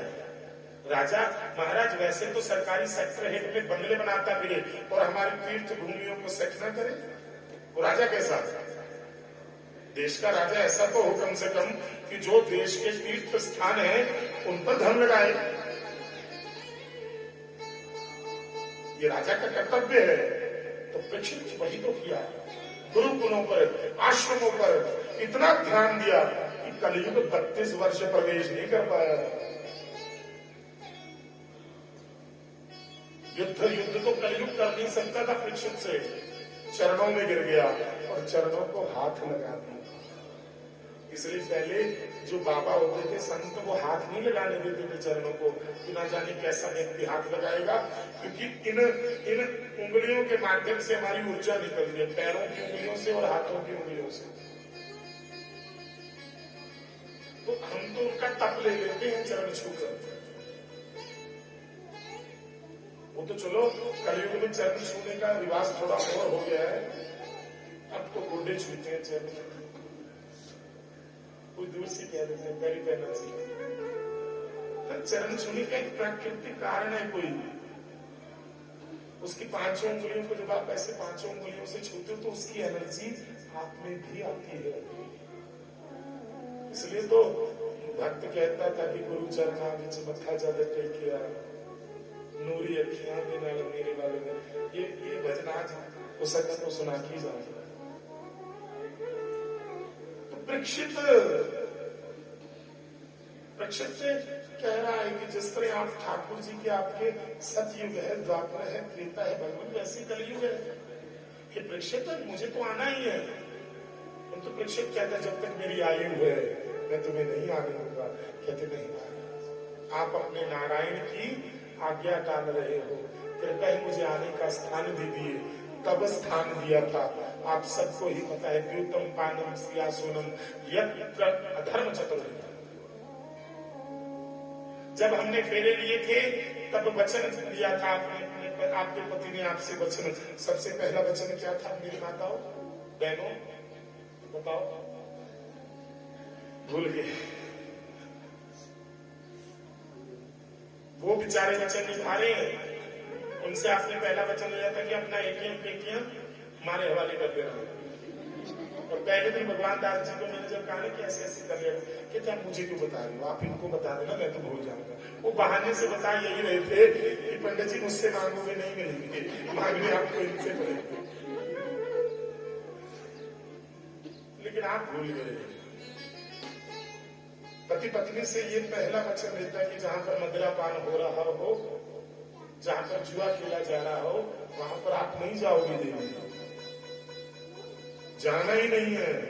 और आज देखो शादियों में क्या होता है।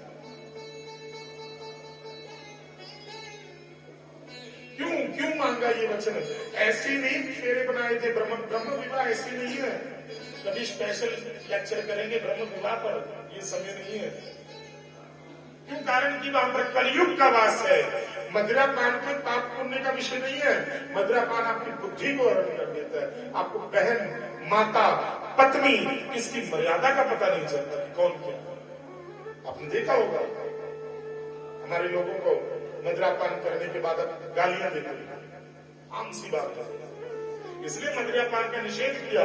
जो व्यक्ति को व्यक्ति ना रहने दे, जो व्यक्ति को मनुष्यता से पशुता की ओर लेकर जाए, वो पाप नहीं तो और क्या कहोगे आप उसे?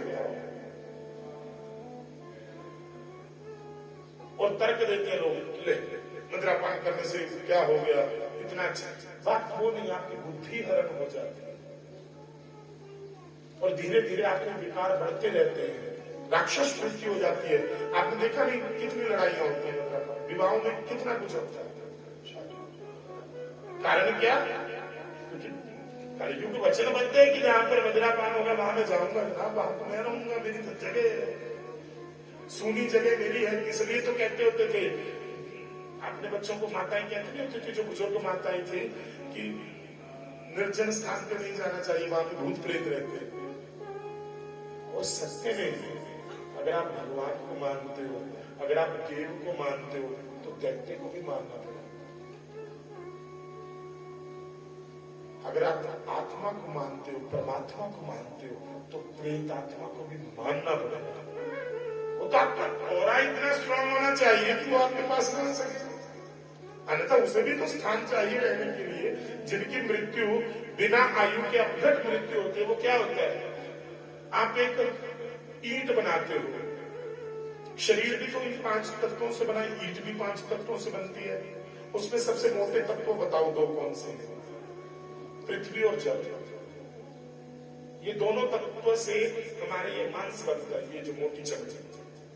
जब ये 2 तत्व आपसे निकल जाएंगे, पिछले वायु आकाश तेज रह जाएगा, वो दिखेगा थोड़ी ना किसी को। वही तो हम कहते हैं भूत प्रेत आत्मा, इसको हवा लगनी चाहिए। वो जब आप अपने आप को इतना कमजोर कर रखा है, तो है उसको दुर्गंधी अच्छी लगती है, उसका मैटर वो भाई उसको अच्छी लगती है दुर्गंधी,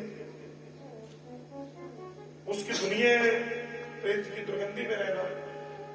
और देव की दुनिया है सुगंधी में रहना, ये सीधी सी बात है, नेगेटिव पॉजिटिव।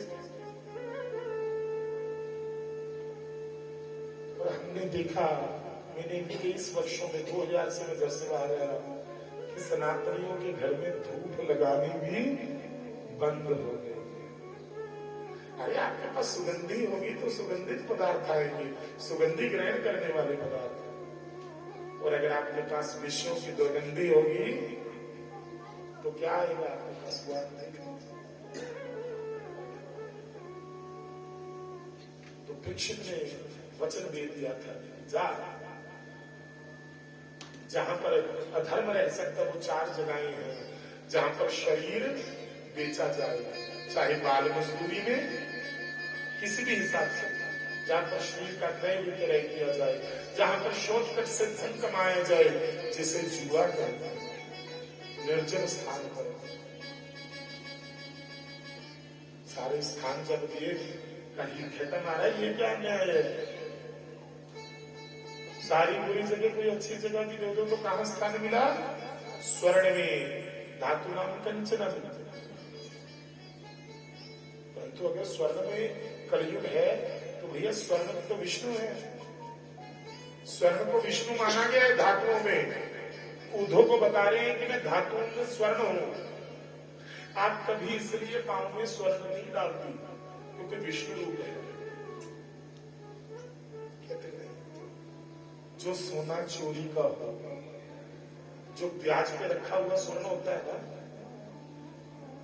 जो धोखे से किसी का गिरा हुआ मिल जाए, वो अधर्म का, उस स्वर्ण में कलयुग होता है, याद रखिएगा। इसलिए कहते हैं कि सोना मिलना भी बुरा और घूमना भी बुरा। ये तो हम लोगों को अर्थ नहीं पता, इसलिए इसको कहते हैं ये तो गहन था। एक पापी ने छू दिया, कलयुग ने महाराज छुआ। आज प्रेक्षक जो आज तक जीव जंतुओं की रक्षा करता था, आज मन हुआ कि क्यों ना अपना कोषागार देख लूं। और भीम ने जो जबरदस्ती मुकुट रखा हुआ था, जरासंध का उस मुकुट को ग्रहण कर लिया। परंतु इसको जितना मर्जी बातें बना ले, समय आ गया, परिवर्तन होना था युग का, जिस कारण परीक्षित को साधन बनाया गया। अरे जो ऋषियों है तुम प्राण त्याग दे, वो परीक्षित भला ऋषि के गले में सर्प डाल सकता है। परंतु होनी थी भावितव्या नाम द्वारा ने, जो इतने इतने यज्ञ कर लिए जिसने भूखे, उस परीक्षित ने प्यास की खातिर, कृष्णा की खातिर एक मुनि के गले में सर्प धारण करवा दिया, जिसके भजनानंदी पुत्र ने श्रृंगी ऋषि इत्युक्तारोषिता प्रक्षो वयस्यान ऋषिवा। नौजवान था, तपी था, कौशिक्याप उपसपृश्य वाग वज्रम विसर्ज। वाणी रूपी बाण छोड़ दिया महाराज। क्या कह दिया? इति लंघित मर्यादम। जिसने ये मर्यादा का उल्लंघन किया, तप में बैठे हुए मेरे पिता का अपमान किया है, इस मृत संत से। इति लंघित मर्यादम तक्षकः सप्तमे हनि दक्षयन्ति समकुलांगारम चोदितो तदतुल्कम। जाओ 7 दिन में उसको नागों का राजा तक्षक दस देगा। महाराज सब दिन होता, जब मुकुट उतारा है ना परीक्षित ने, तब उसने देखा कि ये मेरे से क्या अपराध हो गया। अहो मया नीच में अनार्य मत कृतम, ये मैंने क्या कर दिया। अब मुझे दंड मिलना चाहिए, कहीं मैं राजा हूं, मुझे क्षमा ना कर दे। और उधर ऋषि बालक को उसके पिता कह रहे हैं कि तूने क्या किया। शमीक ऋषि श्रृंगी को कह रहे हैं, तुझे पता है कि तूने कलयुग में भी धर्म को स्थापना करने वाले व्यक्ति को शाप दे दिया।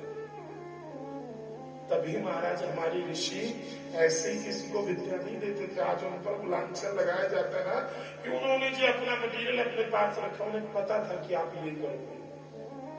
आज हर देश के पास क्या है? परमाणु व्यवस्था है। लेकिन ये परमाणु बना कहां से महाराज? आपके ग्रंथों से। जर्मनी में आज तक आपके ग्रंथों पर रिसर्च होती है कि भला राम तीर छोड़ते थे तो इतने तीर कैसे बन जाते थे? उस लाइके 47 आज आपके आगे है। इतने बड़े बड़े हथियार आपके अथर्ववेद में पड़े हैं। वो इसलिए नहीं बताते थे ऋषि मुनि कि श्रृंगी की तरह कोई बालक क्रोध में आकर चला ना दे। अश्वत्थामा ने चला दिया था और वापस लेना नहीं आता था। इसलिए उम्र आने पर ही दी जाती थी संपत्ति की, जाओ इसका ये सदुपयोग कर सके। हम कृष्ण कथा रस पीने को दुनिया से नाता छोड़ चले। हम कृष्ण कथा रस पीने को दुनिया से नाता छोड़ चले। कुछ भी हमारे पास प्रभु जो कुछ भी हमारे पास प्रभु सब दुनिया को मोड़ चले। कृष्ण कथा। कृष्ण ने सोचा, जब उसे पता चला है ना कि मुझे शाप, जब उसे पता चला मुझे शाप मिल गया है, अहो भाग्य, मुझे शाप मिल गया, नाच रहा है। मंत्रियों ने सोचा राजा पागल हो गया है। नहीं, इस दुनिया में किसी की जिंदगी तय नहीं है, कितने दिन रहना है हमने। परंतु मुझे पता है कि मुझे 7 दिन अब ब्रह्मा जी भी लेके नहीं जा सकते। क्यों? क्योंकि मुझे 7 दिन बाद मृत्यु आनी है, मुझे पता है। तो मैं इन 7 दिनों का फायदा लेना चाहता हूँ। मुझे कोई ऐसा गुरु मिले जो मेरे में प्रेम जगा दे, बस जो मुझे तल्लीन करवा दे। राज ऋषि हो गया। हम कृष्ण कथा रस पीने को दुनिया से नाता छोड़ चले। हम कृष्ण कथा रस पीने को दुनिया से नाता छोड़ चले। कुछ भी किया इस दुनिया ने जो कुछ भी किया इस दुनिया ने वो तिलक कर दिया अपने पुत्र को और गुरुओं को। गुरुओं से ऐसे हाथ जोड़कर क्षमा मांगते हुए कि अब मुझे जाने दीजिए। और गंगा के तट पर जाकर, जिसको आज हम शुद्ध ताल कहते हैं, जा रहे हैं और अपने पुत्र 5 वर्ष के जन्मे जयका राज्य के आंखों में आंसू है। पर जो कुछ भी किया इस दुनिया ने जो कुछ भी दिया इस दुनिया ने वो सब दुनिया को छोड़ चले। कृष्ण कथा रस पीने को कृष्ण कथा रस पीने को दुनिया से नाता तोड़ चले। जो कुछ भी दिया इस दुनिया ने जो कुछ भी दिया इस दुनिया ने वो सब दिन को हम मोड़ चले। कृष्ण कथा 25,000 ऋषि हुए हैं। 25,000 ऋषि आए थे परीक्षित के दर्शन करने। और याद रखिएगा, उन ऋषियों में यहां भी आए कश्यप गोत्र, भरद्वाज, विश्वामित्र, गौतम, अत्रि, अंगिरा, व्यास जी भी आ गए। प्रश्न बस एक था कि इन 7 दिनों में मृत्यु के भय को दूर कर प्रेम के सागर में कैसे डूबे। मुझे जन्मी जी की चिंता है कि उसका क्या बनेगा। मुझे कोई स्वर्ग नरक की कोई टेंशन नहीं। कारण क्या है? पता है अर्जुन का पौत्र है, परंतु ये अपराध जो मुझसे हुआ है, इस अपराध को कैसे क्षमा करें? सब ऋषि कह रहे हैं तुझे अगर आयु चाहिए भिक्षुक वो हम दे सकते हैं। तो ये शाप क्या है? तक्षक हमारे होते हुए तक्षक तो ये डस गया है, कहते ना मेरे से अपराध हुआ है, अगर तक्षक के डसने से उसके फल से ये अपराध से मुझे मुक्ति मिलती है तो वो मुझे चिंता नहीं, चिंता तो मुझे अब ऐसा गुरु चाहिए जो मुझे प्रेम का पंथ बता दे। 25 के 25,000 ऋषि वहां बैठे सोच रहे हैं कि मुक्ति दिला सकते हैं, लेकिन इन 7 दिनों में ये कैसा मार्ग प्रेम पर इसे कैसे ले आए? तब महाराज उसकी आतुरता उसने कहा था परीक्षित ने कि अगर वास्तव में मुझे हे भगवान कोई गुरु नहीं मिलेगा आज, तो आज मैं योग के माध्यम से अपने प्राण त्याग दूंगा। ऐसी आतुरता कि फिर 7 जिंदगी जीकर क्या करना है? तत्रा भक्त भगवान व्यास पुत्रो यदिच्छया गांवटमानुपेक्षा अलक्ष्य लिंगो निजलाभृतुष्टो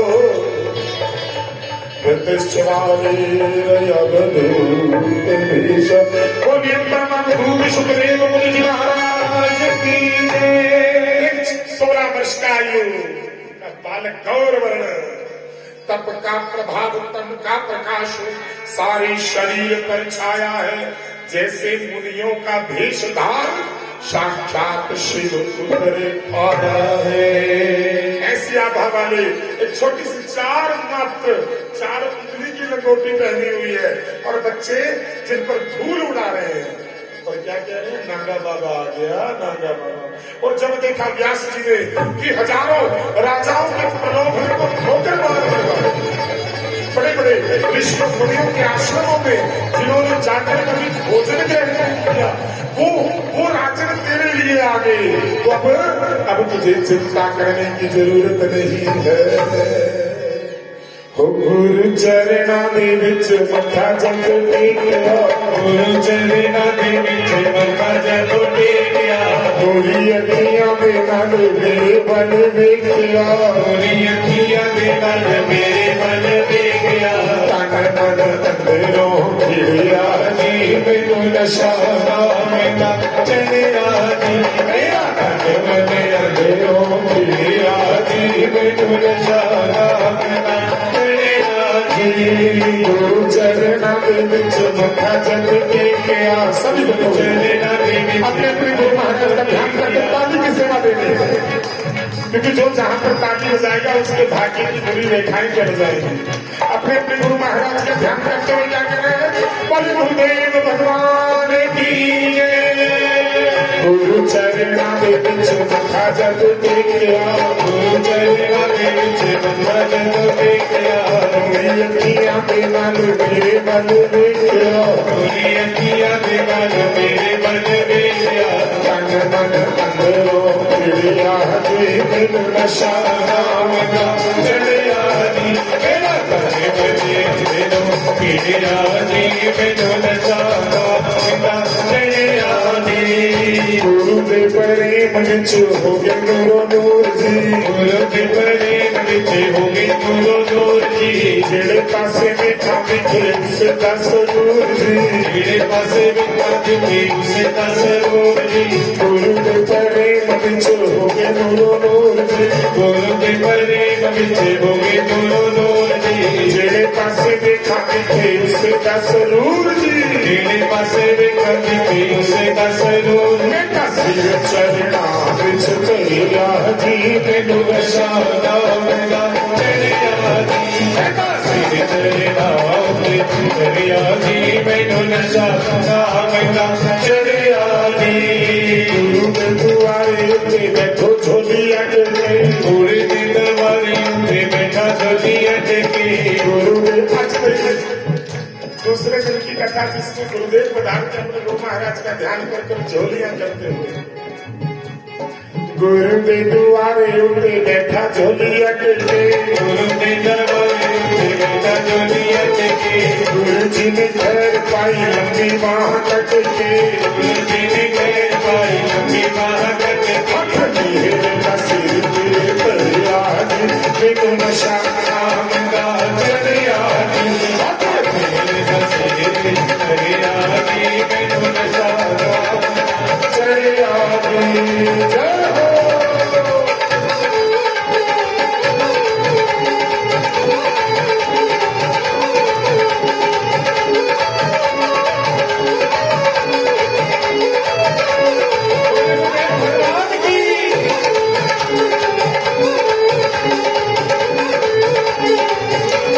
पहले तकड़ी दे विच पिताए कमाल जी पहले तकड़ी में भी पिताए कमाल जी शिव चरणों में बैठा हो सर पर हाथ कर कर कह जा निश्चिंत हो जा गुरु कौन है गुरु आपके चिंता में न डाले गुरु तो आपको निश्चिंत करता प्रेम से दिया गुरु तो आपको निश्चिंत करता है निर्द्वंद करता है निर्भय करता है गुरु ये थोड़ी ना करेगा अरे बड़े कष्ट में हो तुम नहीं ऐसा कुछ नहीं कृष्ण के सर पर हाथ फेरा और परीक्षित को कह दिया निश्चिंत हो जा परीक्षित बड़े प्रेम भाव में क्या कहता है पहली तकड़ी दे विच पिताए कमाल जी पहली तकड़ी में भी पिताए कमाल जी शहंशाह बनाया मैं युगा तो कंगाल सी शहंशाह बनाया मैं युगा तो कंगाल सी पहली तकड़ी दे विच पिताए कमाल जी पहली तकड़ी में भी पिताए कमाल जी शहंशाह बनाया मैं युगा तो कंगाल सी शहंशाह बनाया मैं युगा तो कंगाल सी बेटा रख दर्शन करिया जी पे तुम शादा में दरिया जी दर्शन दरिया जी पे तुम शादा दरिया जी गुरुदेव तुम्हारी जय हो गुरुदेव तुम्हारी जय हो गुरुदेव तुम्हारी जय हो गुरुदेव तुम्हारी जय हो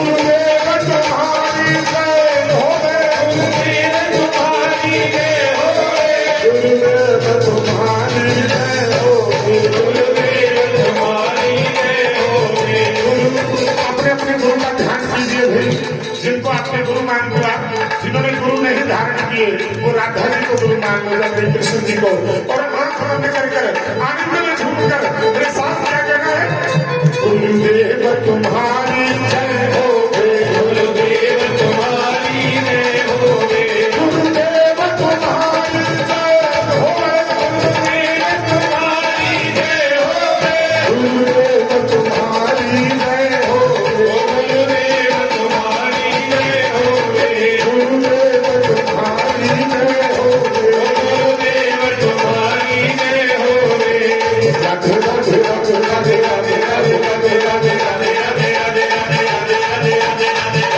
राधे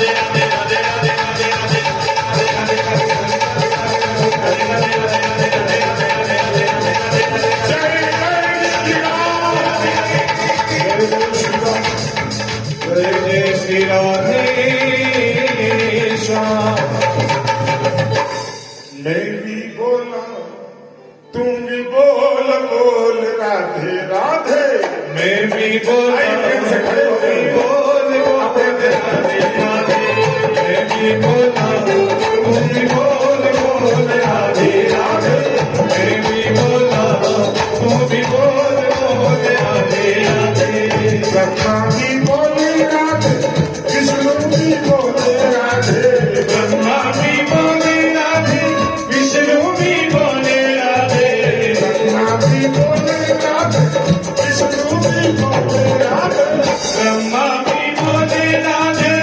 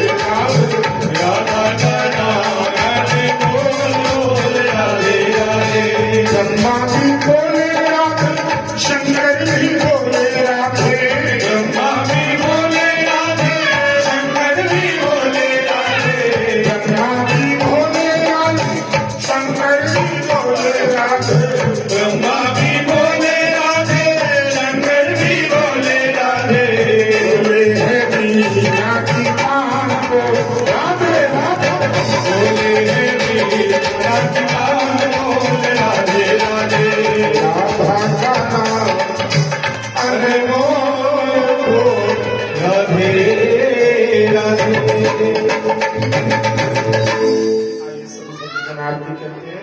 आज की अनंत की सबको बहुत बहुत बधाई हो। कल का कार्यक्रम आपको बताइए, सुबह 10 बजे से पहले पूजा, उपरांत 10 से 1 बजे तक कथा का सत्र चलेगा भाई। और संध्या में जैसी हरी इच्छा हुई, आज आपका आधा घंटा ज्यादा दे दिया, परंतु आप करने क्या आए हैं यहाँ? यही तो करने आए हैं, वही को हम भी वही करने आए हैं। अब टाइम में लिमिट तो नहीं कर सकते, प्रेम में लिमिट नहीं होती है ना। बात हमको ऐसे, मुझे ख्याल रहता है आपका ऐसी बात, परंतु क्षमा चाहूंगा भैया अगर कोई ऐसी बात नहीं, परंतु ये तो बद्री विशाल जी करवाते हैं, इसलिए हम भी आनंद नहीं कर रहे हैं। आइए आरती करते हैं। चंद्रमा मन सो जा